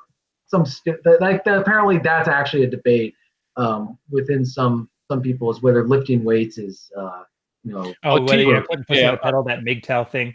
Oh, and that's the whole curious. thing is strange. Oh, sorry, what were you asking? Yes, I do lift, if that's what you're wondering, but I do have arthritis. I'm not as strong as I could be. That's funny.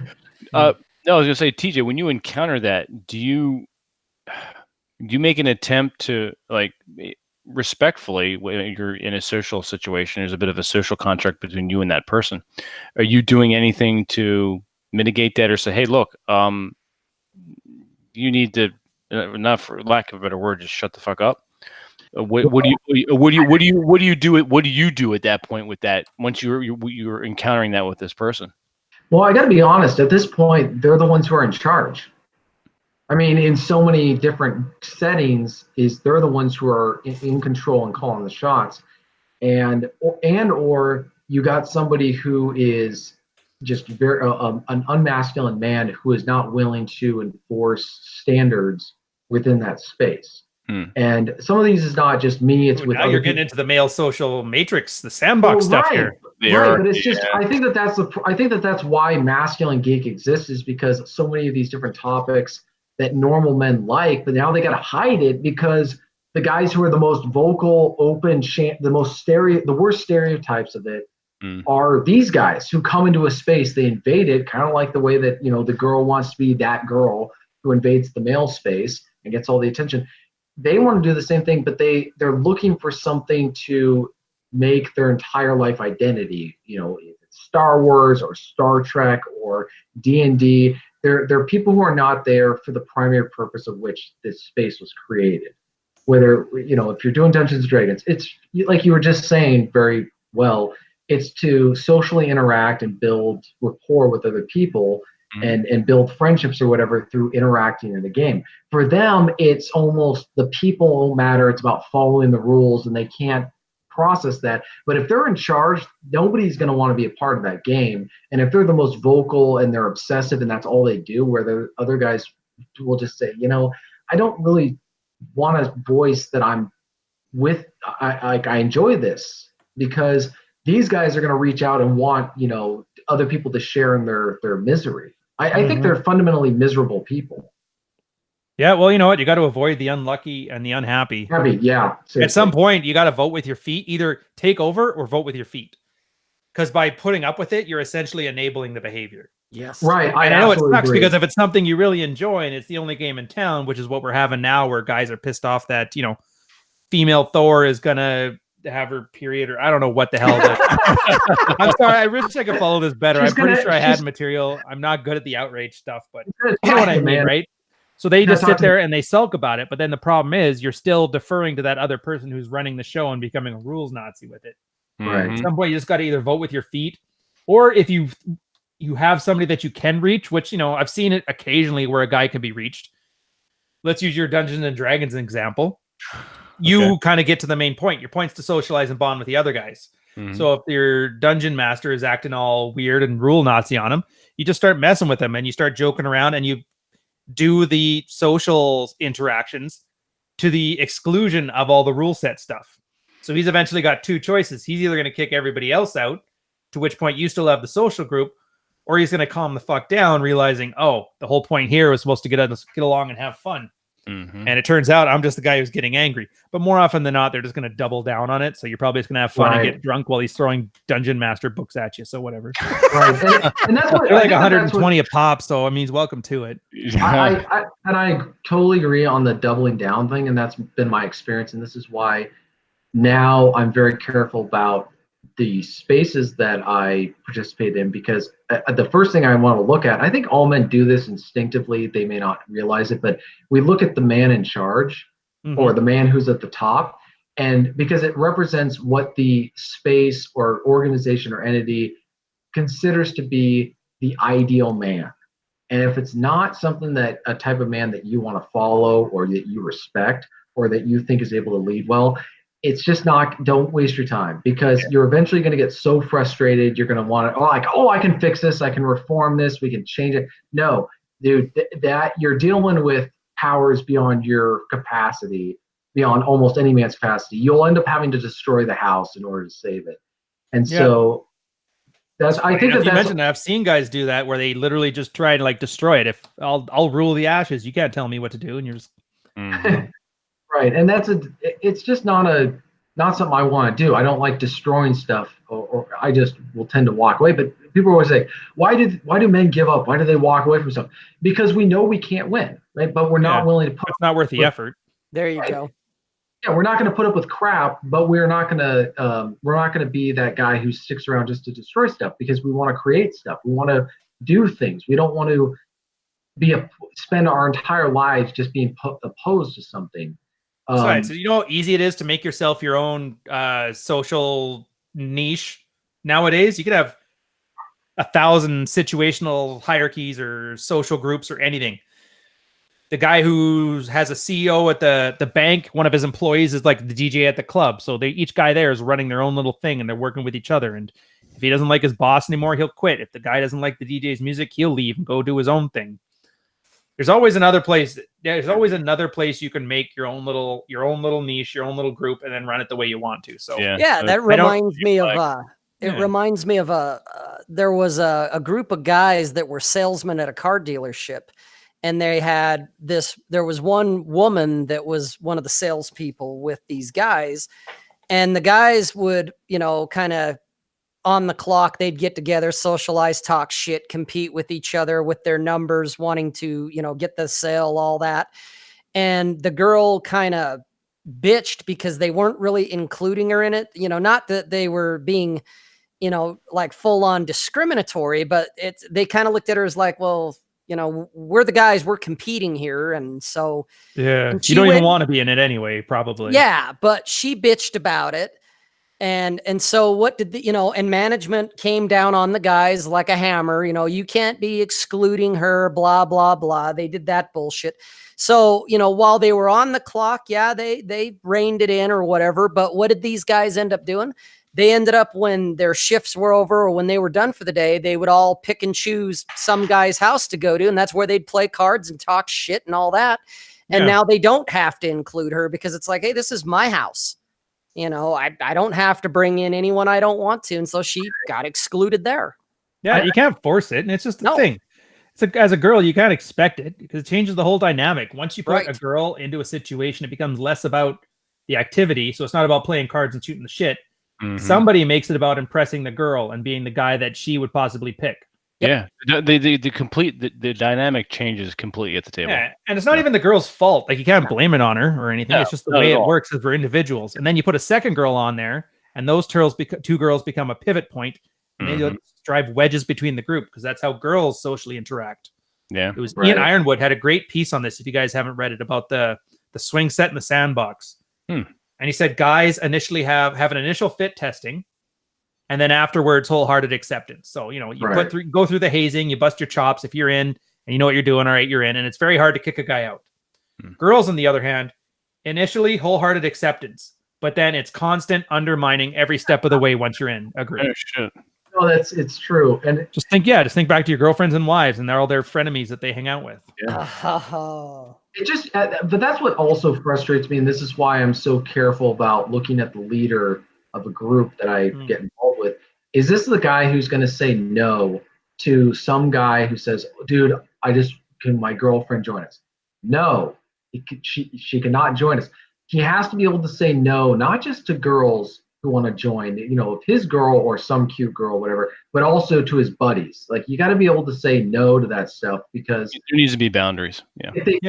You got to maintain boundaries. And it's almost, I think that's one of the most unspoken virtues of a man, is the willingness and capacity to defend a space that you've created for the people who not only created, but before who it's intended to. And so an example of that is Boy Scouts, where I was in Boy Scouts, and now sorry to hear that.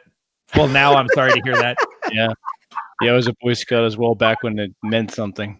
Well, I mean, we were starting to go down, not the girl bit, but it's now to the point where the people for whom the boys, young boys, it was meant for, it's no longer for them. It's non-existent. The initial mission is no longer there. Right. The initial mission is gone. And so this is something where just an important lesson watching as all these institutions have been converged and taken over is, if you don't have the capacity, or if whoever's in charge, the man in charge of a space, is not willing to defend it against that kind of stuff, don't waste your time, because it'll happen. And it will happen, maybe, God forbid, you spend 10 years building that space and building up something good, and then people come into, whether they intend it or not, by their nature or actions, they will undermine it and destroy it. If the leader's not willing to keep them out and doesn't have the strength to do it, then just don't waste your time. You're wasting your time with that person and with that space. Yeah, pretty much. Ryan, before you bounce, I know you got to go. I want you to plug your stuff, and also this question may be directed at you. Any advice on working with women in the workplace? Arm's length. Same one I had when I was in the military. We never had them out with us drinking. We had a girl that worked with the crew that was with me just before I got there. I think I took her spot. Her name was Morgan. She was a lesbian. And I remember this because the guys brought her out, come drinking with us, and every foreign port and that. And then I remember the one story that she was in a cab ride on the way home, and she was drunk, asking the guys, "Do you think I'm pretty?" And they treated her just like one of the boys. They're like, "Yeah, sure, you're pretty. It's fine." All of a sudden, she tried charging. She made accusations to the whole department for sexual misconduct or something like that. Jesus. So they got the hint really quickly, and then that was it. She wasn't invited out anymore. So then she tried that again and accusing the whole group of sexual misconduct, or can't remember the exact charge because it was getting late. Long story on that one short, they posted her across the country. They're like, nice. But this was back in the day where, like you said, the chief was like, "Look, this is ruining unit cohesion. We can't have a unit constantly like accusing the members of the unit." But then when I got on board, we didn't really have that. So like when I deployed, I had a feminist and a guy who liked 18-year-olds on my same watch, and all he would do is fight. And he would constantly get in shit because she was basically being groomed for promotions and that. And she wasn't very competent, but she's a nice enough person. And I found it was just the best approach to take is just deal with them professionally. No flirting, no funny contact. And it's a sad thing to say for the military, having to have almost a distrust for your coworker, but it worked. I'm still seeing stories of guys getting honored on their way out of a career. And sometimes that's all it takes is an accusation. Even if the other person says, "He was drunk, I was drunk, let's call it a wash." People are so paranoid about being accused of wrongdoing that the organization will go overboard with the policy just to show there's no way they can accuse us of being part of an old boys club. So to do it, just completely professional, everything above ground, always doors open, no doors closed meetings, always have a witness with you. Hence principle. Treat it like any other type of standard risk management. Yeah, no, that hit the nail on the head. And then don't date in your work pool if you give a shit about your job, because don't shit where you eat. Yeah. It's not about dating the coworkers. It's the breakup. That's what kills it. Oh yeah, I've made that mistake once or twice, and nope. Yeah, it's never. But good. Hopefully that answers Buddy's question. I don't know where it was here, but my advice is just to discuss business stuff, and like you were just saying, and keep it at that. And you got to remember the horror stories that Ryan just mentioned. That's what you're risking, and it's not worth it. And there's no girl out there. There's no girl out there who's worth that, right? No matter whatever it is, it's not worth losing your job or having your career irreparably damaged by a false accusation.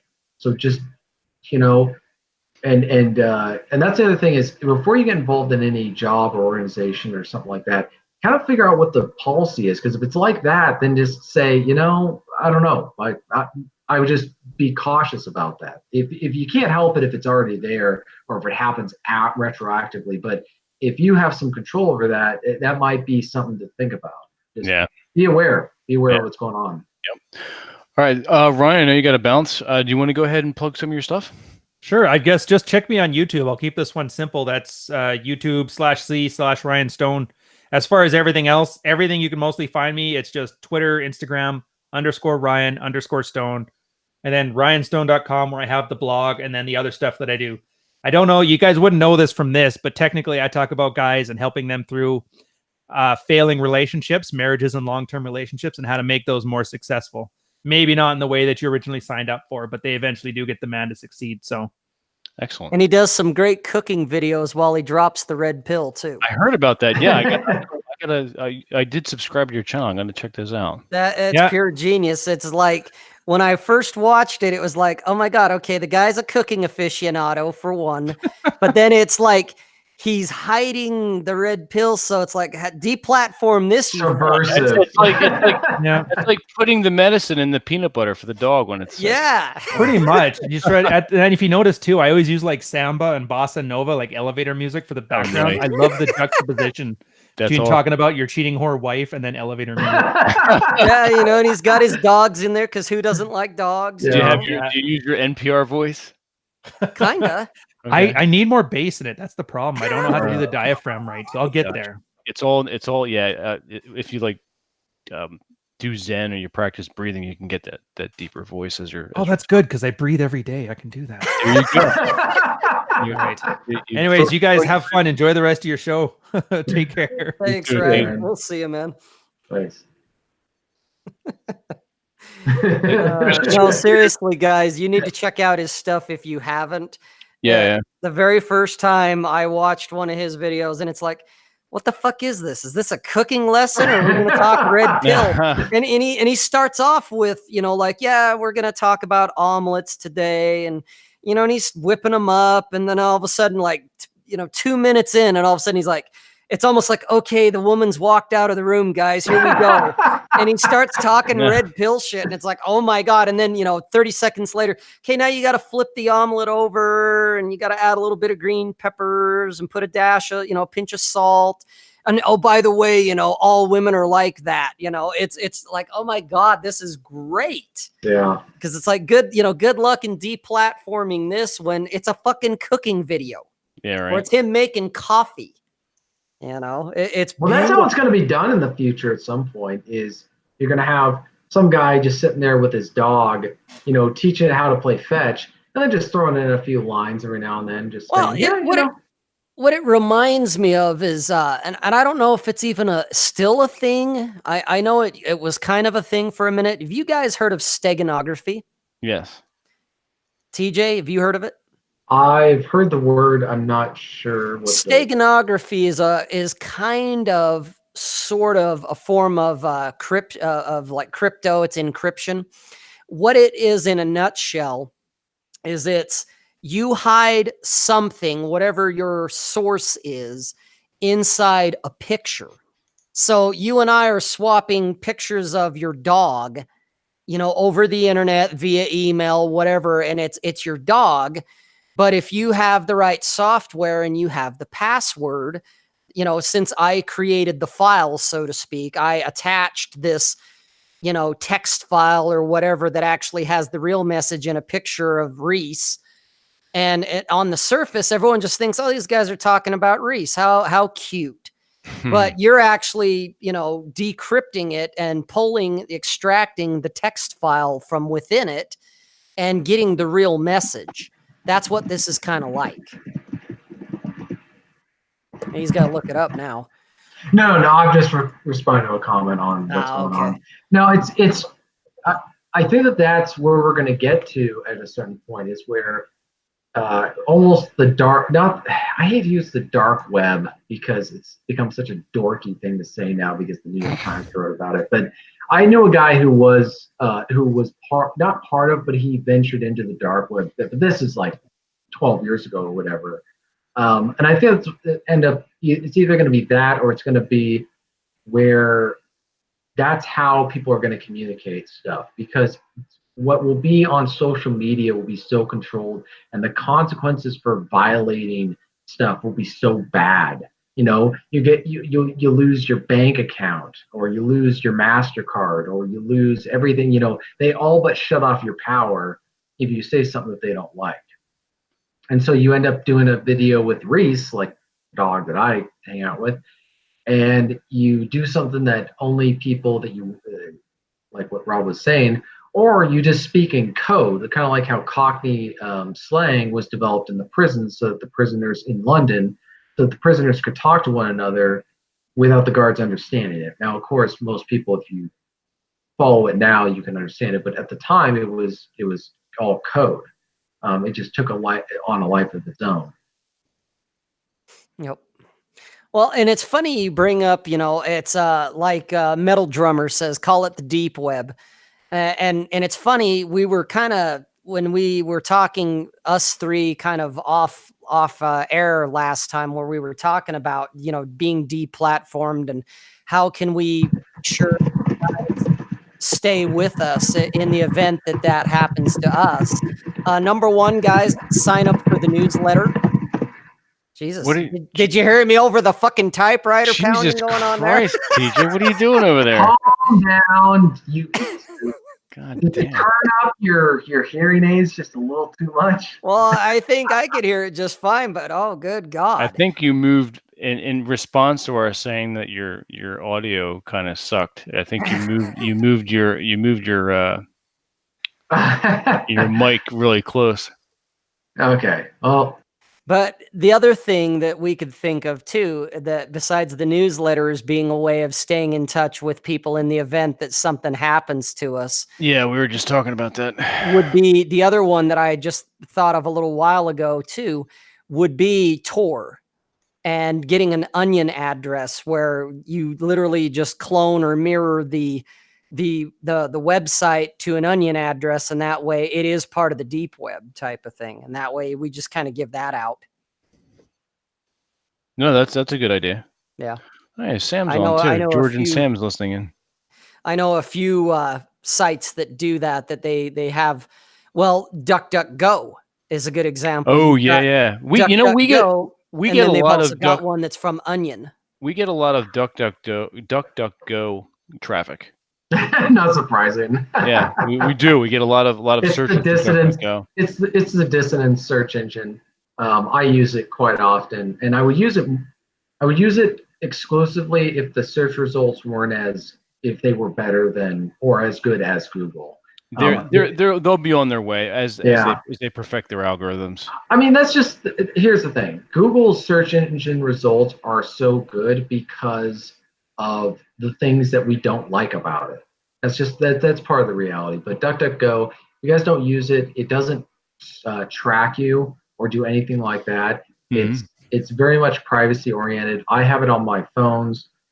I should use it more often. I just get frustrated because the search result that I want, that I'm thinking of, but I can't. I want, but I don't know exactly. It's always on the third page. Yeah. Whereas at Google, it's the first page. So now, but it's all those little things like not having the what are those called? The Amazon devices. The Echo. Yeah, the Echo. Don't have an Echo in your house. I have Velcro stuff over the audio voice output things on my laptop, and then I've got a Velcro thing that goes across the camera. So it's not a panacea, but it's stuff that just adds to that. And what that has to do with Masculine Geek, I'm not entirely sure. That's all right. It was an interesting anecdote. There you go. All right, we're coming up on the 2-hour mark. Rob, you want to give your spiel again? Oh yeah, guys. Hey, the video. Like the video, hit subscribe if you haven't. We really, really would like to get to the 1,000 mark, if not more.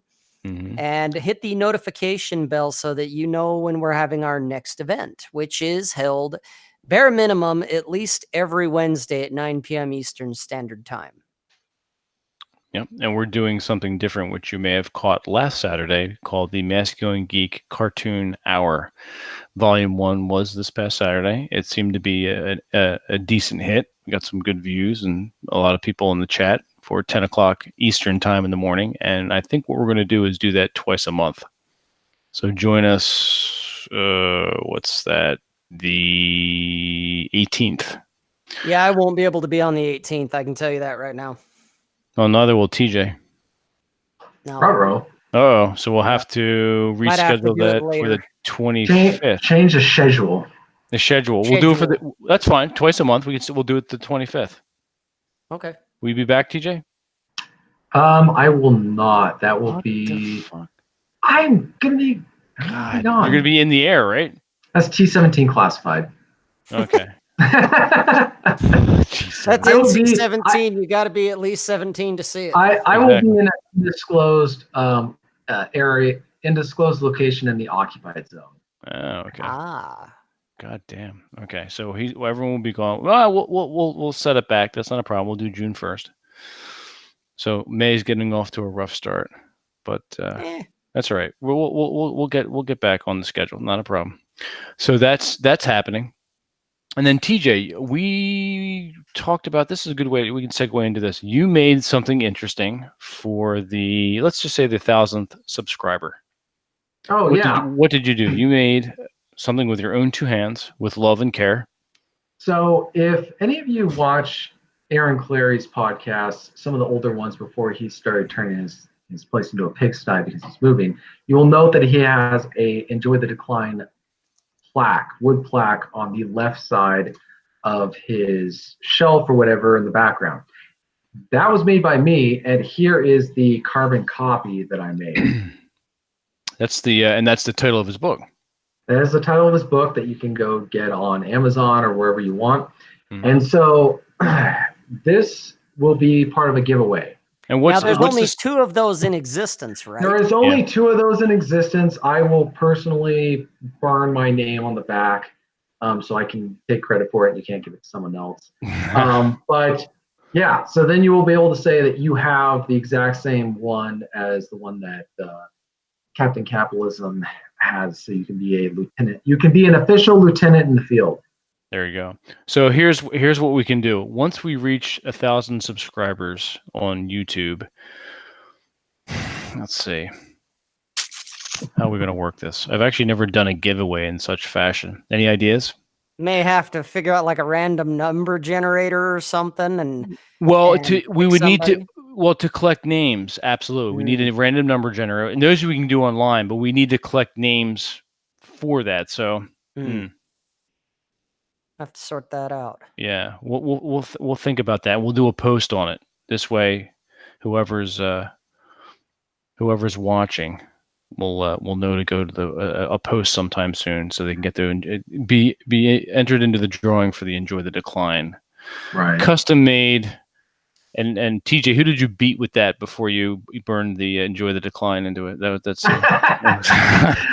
Well, so to be honest, I was making one for myself, and then I just decided to make one for Aaron, just as a kind of a buddy gift. So it was part of the same piece of wood, and so I made one up here and then one down here, and then I cut the piece of wood in half. Okay. So that's basically it, and I'll do a little bit of polishing up just to make it presentable as a gift. To anyone, but I will put personal markings so that way people will know, like, it's a genuine, authenticated. If you want, we can also make a certificate with my signature saying that this is one of two in existence.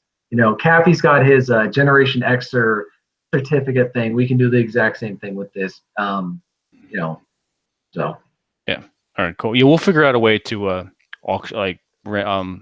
do the drawing for that, auction it off, as it were. So, all right, cool.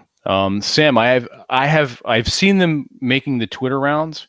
I have not actually come across a live one yet. But then again, I'm on the East Coast, so in regard to the Rational Mail audiobook billboard. Holy shit, really? Like an actual fucking billboard? Yeah. Wow. if I ever wait, what? Oh shit! Sam's message in the chat. Oh shit! Wow, that's powerful. I don't know what to say. Shit. Along freeways. Okay. Is that on the West Coast, Sam? Along freeway. Yeah. Holy shit! Wow. Fuck.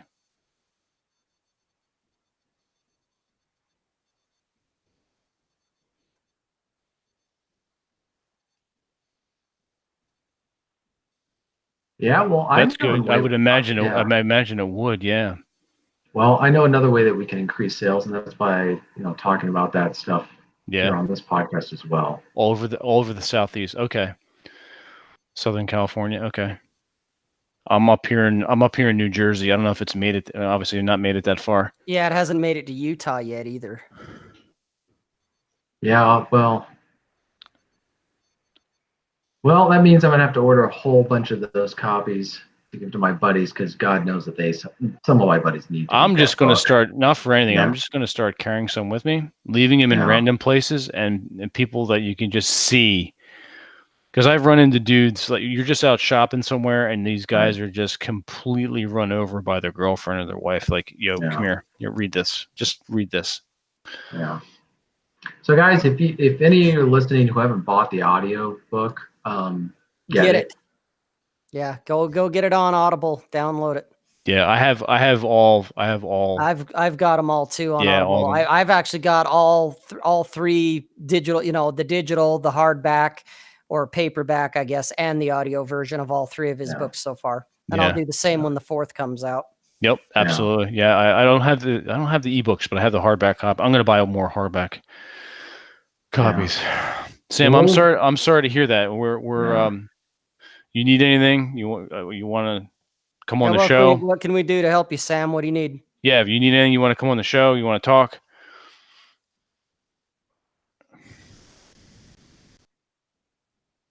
Oh shit.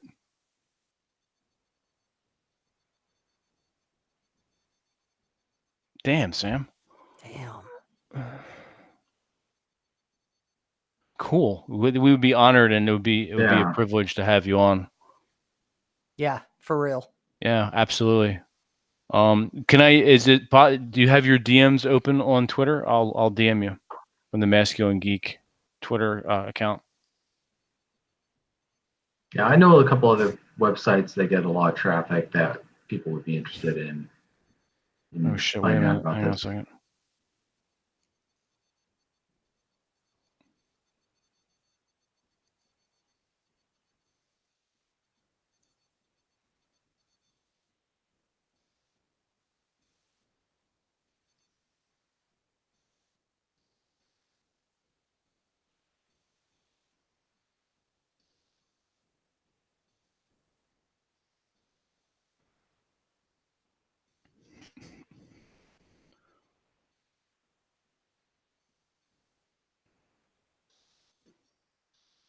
All right, cool. I think I just heard something. Notification on my iPad just blinged, so maybe I got something here. Okay, excellent. All right, I got you, Sam.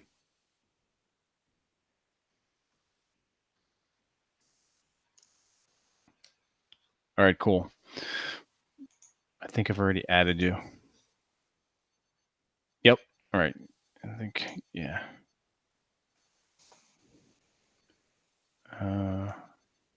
Yep. All right, you're in. All right, cool. Yeah, we'll have you on the show very soon. We'll wait till TJ gets back from his undisclosed business/vacation somewhere on the far side of the world. He's like a Master and Commander episode. Yeah, something like that. Yeah, for real, Sam. We're gonna have you on. Yeah, absolutely. Yep. You are the voice of Rational Male. No shit. I cannot think of anyone else who could have. Rollo wrote it. You spoke it. Yeah. Real. Amen.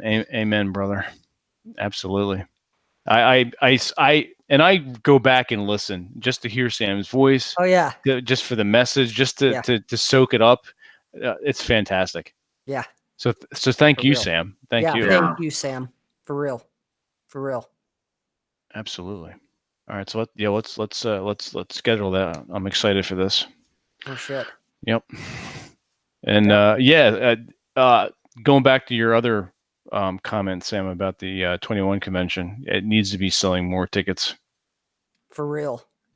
And we'll do a weekend to make that happen. Right. All right. So we got a little time left. Oh yeah. Jason, the picture of the billboard is on Rollo's Twitter page from a few days ago. Yeah, I think I saw. Yeah. Okay.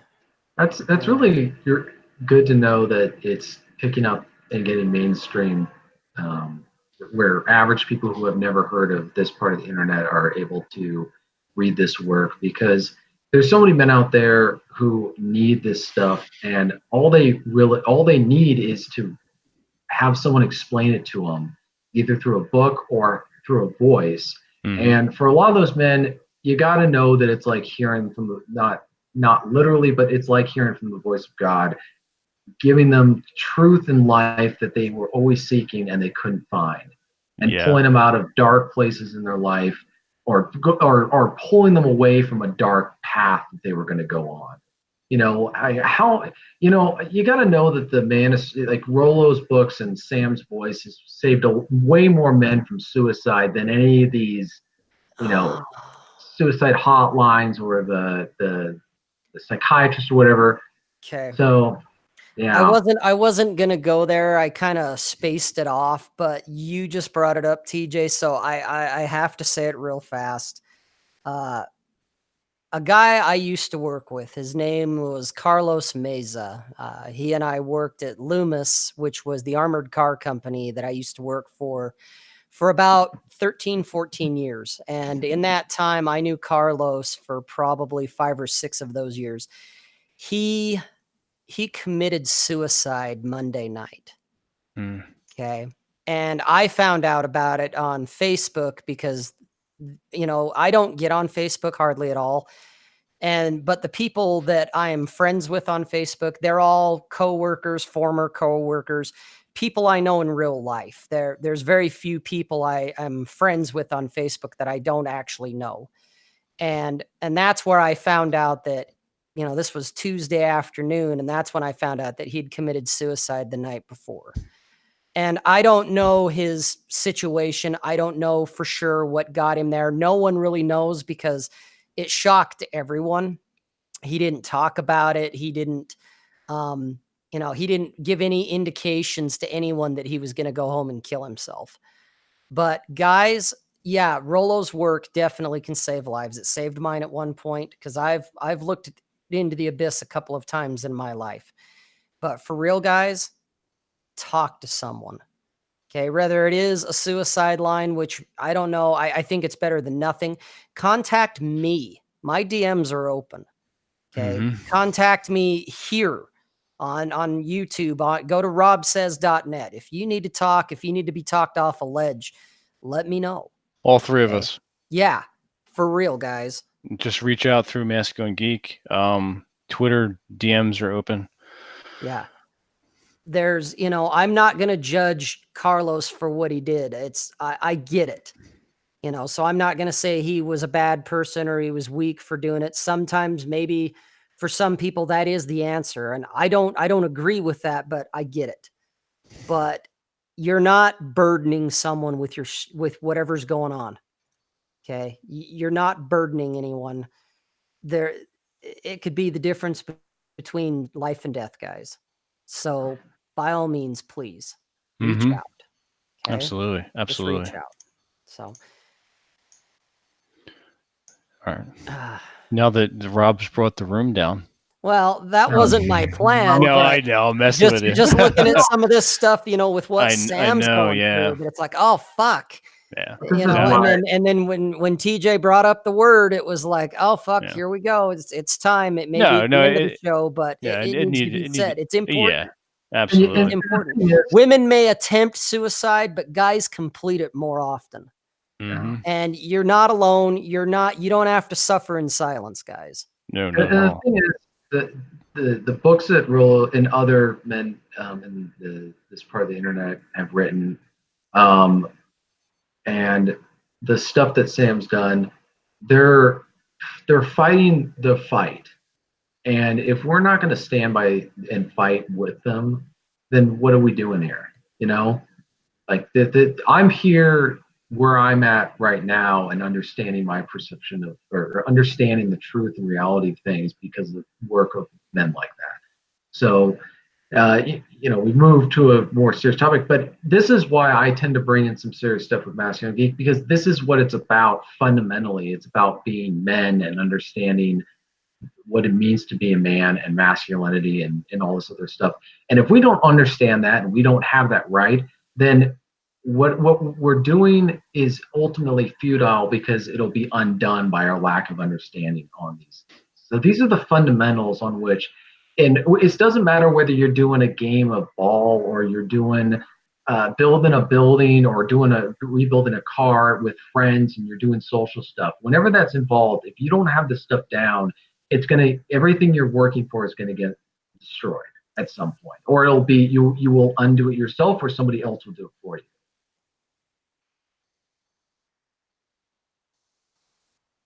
Oh.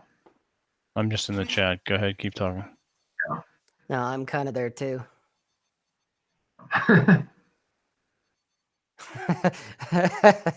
I'm just reading Jack. Fucking trans power. I know, right? Oh my god. Yeah, let's talk about trannies. Well, it is a way to change the mood. No, Sam, it's not dangerous in my opinion. It's not. I don't think it is. What's that? That he's using his real name and people are telling him, they're afraid that it's dangerous. No, I disagree with them. No. I disagree with them. You have too many people to have your back. Yep. That's the truth. Good. Amen, Sam. Good for you. I'm glad you're not afraid. There's really, honestly, guys, there's no reason to be afraid. Seriously, there's not. Nope. Not at all. And we all, and that's all the unpersoning and me tooing and all the bullshit.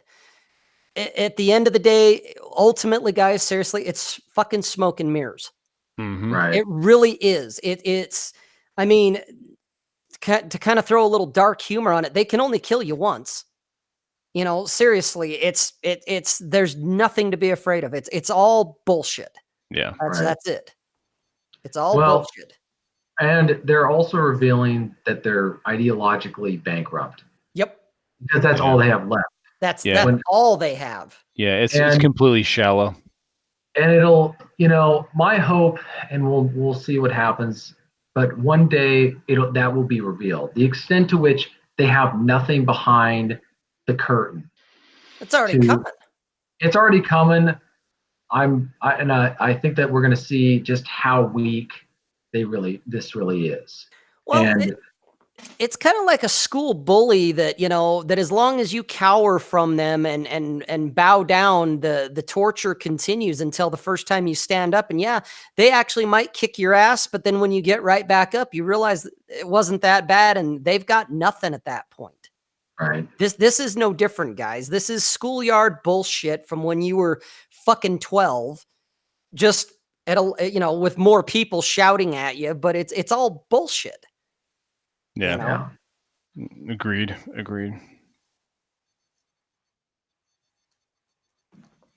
I agree, Sam. It is time. It's time to get it. It's long overdue. So you're Fantastic. filming documentaries, and you said you had 2 that will be on IMDb. Okay. Nice. Very cool. Well, when we have you on, let's talk about those so that people will know what they are and where to find them when they come out. Absolutely. Oh, 2 so far. Okay. And how much you bench some pencil neck SCW will make your life a hell of a job. That's great for us. Jack Napier's comment is that is the truth of the century, is that, and the biggest frustration that I see is that some loser can use the bureaucracy and the police and all this stuff to go after you. And as long as you're aware of that, you can avoid it. But they want you to fight on ground of their choosing. Well, that goes back to the whole the gamma you were talking about too. Yeah, the gamma. Yeah. And that's the world, and that's the world we live in. Is the gamma wants to operate in that terrain, and we can't fight. We're not going to win with fighting them on that. So we have to be strategic in how we confront them, but also draw them away from their natural power sources, which is that kind of stuff. Oh shit! What? Oh no way! So hey, oh that's cool. It costs nothing to film documentaries, and I'm going to do one on y'all and your channel. Oh wow, thank you. That's cool. Yeah, thanks, Sam. That's thank cool. you. That's cool. Nice. And Jack Napier is going to be on the show soon too. So yeah. we'll have that's Jack right. on as well. It's all ultimately combat war stuff. There's a reason why I have the war room sign, because I see it as, I see what we're doing here. As much as I think we should be lighthearted in a lot of ways on some stuff. At the end of the day, though, you gotta be willing. You fundamentally have to be willing to fight over this stuff, and we are going to have to fight over this stuff. And I've seen people not willing to fight over it, and it's been frustrating. So we've kind of reached, like, one of the recurrent things on this program is we are the flank. We are the end of the line. There's no going back from here. We're going only forward.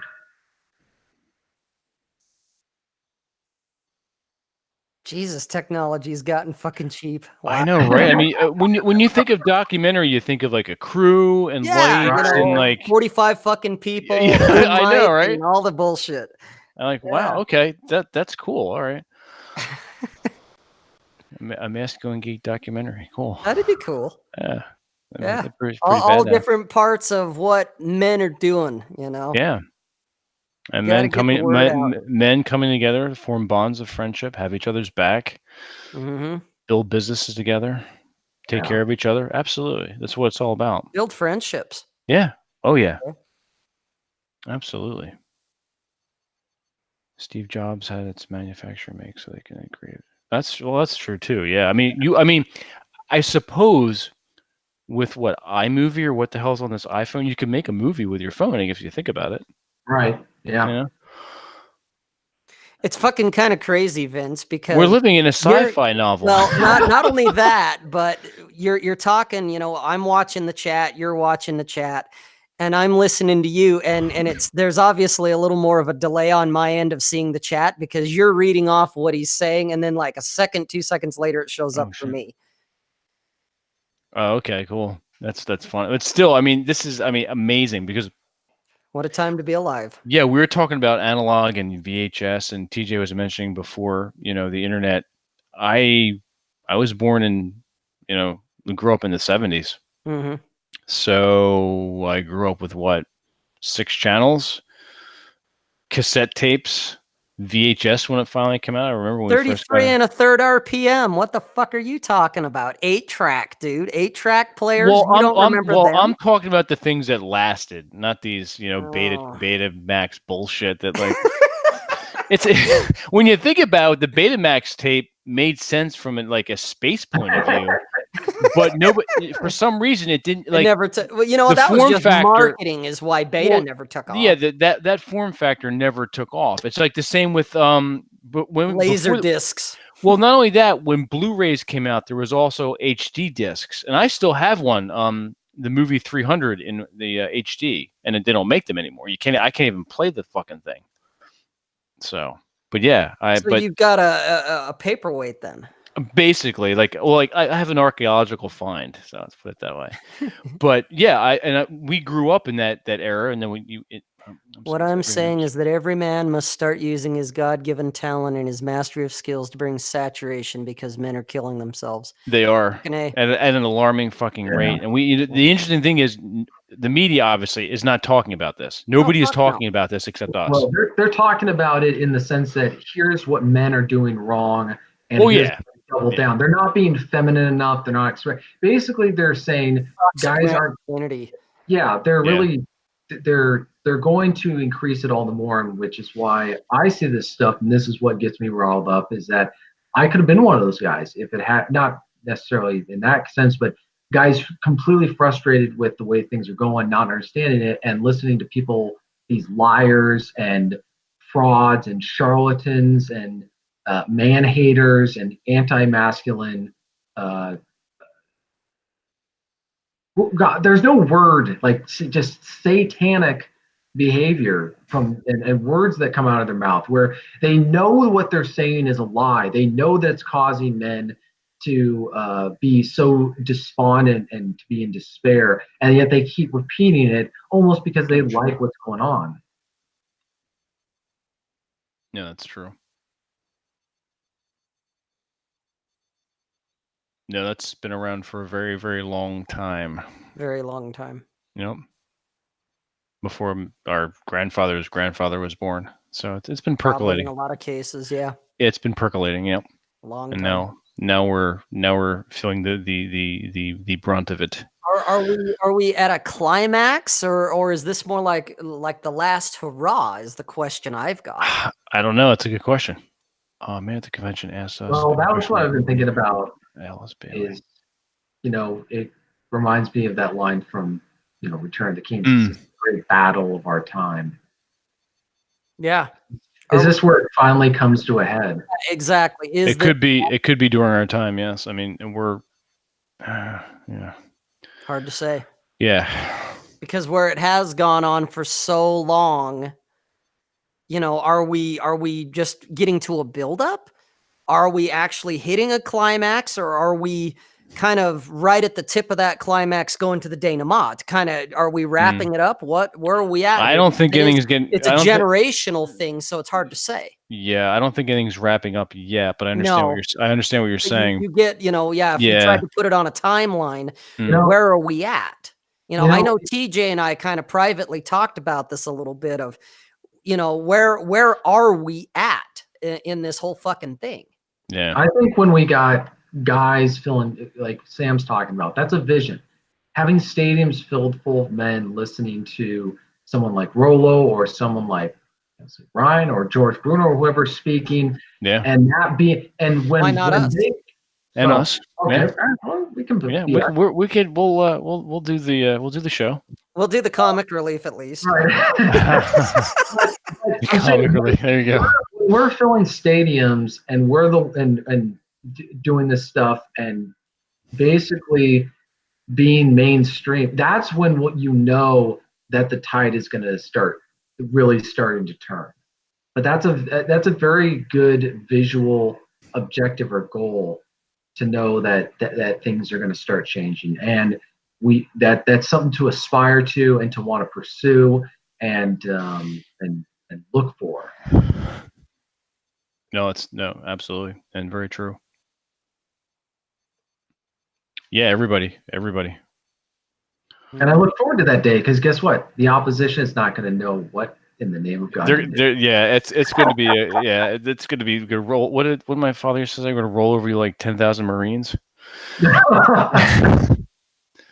Well, it will be the definition of opening up a can of whoop ass. Absolutely. Yeah. Yeah. They're going to see true resistance like they have never seen before, where they're so used to men retreating and withdrawing, and instead they're gonna stand their ground and say, no, you move. No, you get back. We're pushing you back. We're not only not going to do what you say, we're going to actually demand stuff from you. And even when you give that to us, we're going to demand stuff back, because we're going to start rolling back all this nonsense that's been going on. And by the time we're done, you'll have wished you just shut up with, you'll wish you have never brought up any of this stuff. You will regret opening up the can of whoop ass that you opened up on your own. What was it that I remember something, and I can't remember it was an admiral, I believe, during World War II, and it was after the strike on Pearl Harbor, and the Japanese fleet was heading back to Japan, and everybody on the ship was celebrating, and they congratulated the admiral, and he said, all we've done is awoken a sleeping giant. Yeah. That's what they'll be doing. And right now we're helping the hope is that this giant will be ready, We're part of it. club in his hand. Yeah. We're part of it. We're part of that. Yep. These guys watching, these guys listening, they're all part of it.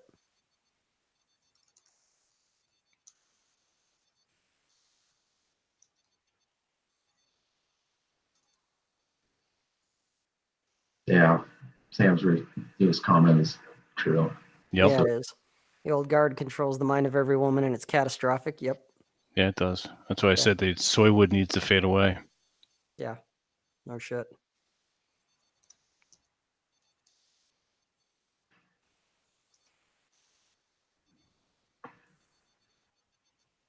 Well, we still got a few people hanging around watching. I guess they're all. We have 17 people hanging on. 17 people they're hanging on to our every word. They fucking popcorn. You're the crunch of the popcorn. Yeah. Yeah. We're seeing prophecies getting made. Well, yeah, there's something, Jesus, you guys went from joking around to holy shit, they got serious quick. But guys, we've always been on some level kind of serious. That's why we do this, man. Yeah, we want to have fun. We want to show that there's more than just anger, but we're about, we want to see some change. Yeah, I think that's. You're not alone, Sam. No, you're not. You're not alone, Sam. No, Mexico and Geek is behind And you. I think that's what a lot of these. Why it's so important to start meeting up in person with people and start organizing in this sense, because we need to take all this momentum and energy and channel into something that's going to build something that will ideally last beyond ourselves, but also build something so that it's being done productively. Oh yeah, yeah, productively, professionally, and with mindful intention. Yeah. Yeah. Yeah. We didn't really do that. We were talking about how we were going to do this ridiculous voices. We never did. Yeah. You're going to lose this war, see? Yeah. Oh, absolutely, Sam. We do have to meet together. Yeah. Agreed. Nope. Yeah, it's funny that with Ryan at the beginning, or partway through the show, was talking about how nostalgia is all we have, so we got to start creating our own stuff. Yeah, so we have to start. Men in our part of the internet need to start creating our own movies, our own books, our own literature, everything we have to do, because guess what? Nobody else is going to do it. We cannot. We only got one life on this planet, and. And it's what already? It's 2019, and it's already the first week in May. Yeah, exactly. What has everyone done? Everyone in the chat, what have you done? And I'm not calling you out it's not judgment or nothing, but it's more, introspective. What have you done? Yeah. So It's like the years as you get older, they keep rolling by faster and faster, and the time flies by, and you keep saying, "Oh, I'll do it tomorrow." No, now is the time. If not now, when? And we keep waiting around for someone else to do it. Well, guys, no one is coming. No one's coming to save you. No one's coming to save us. If you're waiting for that guru, leader, messiah, they don't exist. Not in this. Not with this. We are it, guys. You, us, everyone. We're our own leaders. This is it. That's the hard reality. Stop waiting around and start leading.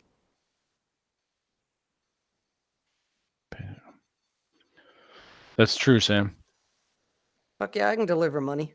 Well, what he's saying, every work position that's in the real world is available on working on moving TVs. It's like 13 years in the armored car biz. I can deliver money. Yep. Fuck. Said did it for years. I know it in my sleep, even though it's been a couple of years since I've done it. Yep. No problem. I can be security detail. I've got networking, computers and networking skills. Yep.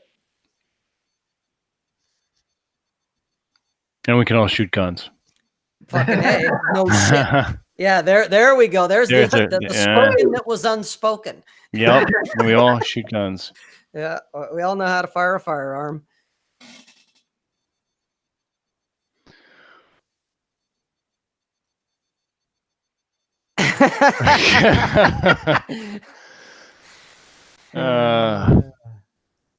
The Dove commercial? No, what's the No, Dove but commercial? you know What's what? that They're bullshit?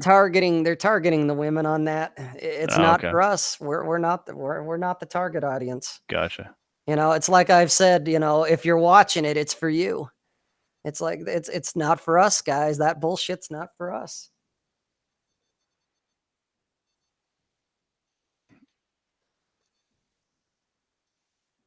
Build guns too. Yeah, no shit. Especially with technology, 3D printers.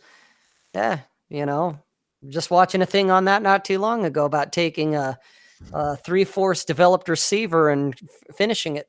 It's like, hey, there you go. Cool. All right, we're coming up on 20 minutes. There Gutty is from. It's 11:20, so we're going to get ready to sign off. Everyone in the chat, Sam, everyone, Jack, thanks for stopping by. It was good to talk to you. And Sam, I will be in touch very, very, very soon. Now that we're connected via Twitter. Good to see everyone. Good to talk to everyone. It was a great show. Thanks again to Ryan. I mean, he's not here, but we're thanking him anyway. And we're going to start with Rob. He's going to plug his stuff. All right, guys. Yeah, if you want to know more about me or all of the different platforms I'm on, my mothership or fathership or flagship, whatever you want to call it, it's robsays.net. ROBSAYS.net. You'll find my YouTube channel there. That's my blog. That's where you'll find my Twitter, all that stuff. It's all there. So check it out. TJ? You can go to tjmartinell.com, and you can also go to Amazon and just type in, or it'll have a link to my books. And then I also have my podcast on YouTube, Mountain Pass Podcast. You can also find it on soundcloud.com/tjmartinell. If you're interested in masculine books, get Men Who Walk Alone. There's also The Stringers that really anticipated a lot of the online censorship that we're seeing right now. There's the sequel to that, The Informers, and then there's the prequel, The Redeemers.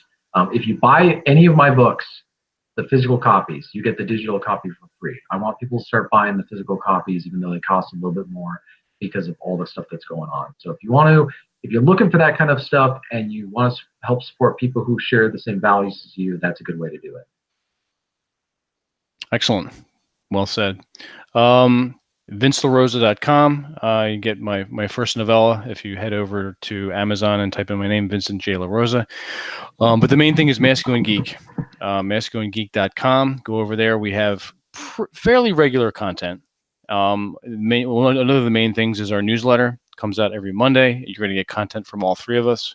Novel content that you don't hear about on the podcast or on the website itself. So go over there and sign up for that. We don't spam you. We're not into that. We're just interested in making your week better. So and sign up for the newsletter, guys, in case anything happens, we get deplatformed or whatever. You took away I took your fucking thunder. Yeah. God damn. Oh. All right, go ahead. No, you might as well finish. You might as well finish it. No, you just. No. All right, hang on. I'm gonna. It's sort of a temper tantrum. God, I'm done with you guys. I'm done. Yeah. I'm going home. I'm taking my internet with me. That's right. I'm taking my sandbox. Yeah, Sam, we'll send you the links. I'll send you all that stuff. I'll get your email too. But yeah, sign up for the newsletter. And as Rob said, if we get the platform or something happens somehow, you can get in touch with us via the newsletter. And we're also on SoundCloud. Go into soundcloud.com/masculinegeek. If you want to listen to us while you're on your commute, you're working out, you're spending a quiet evening at home, and you want to be entertained and get some information, you can go ahead and do that. So, all right, everyone. Everyone have a good night. We'll see you again on Wednesday, as usual, same time, 9 p.m. Eastern. And I want everyone to have a great weekend. Talk to you soon. Peace, guys. Thanks again, Sam.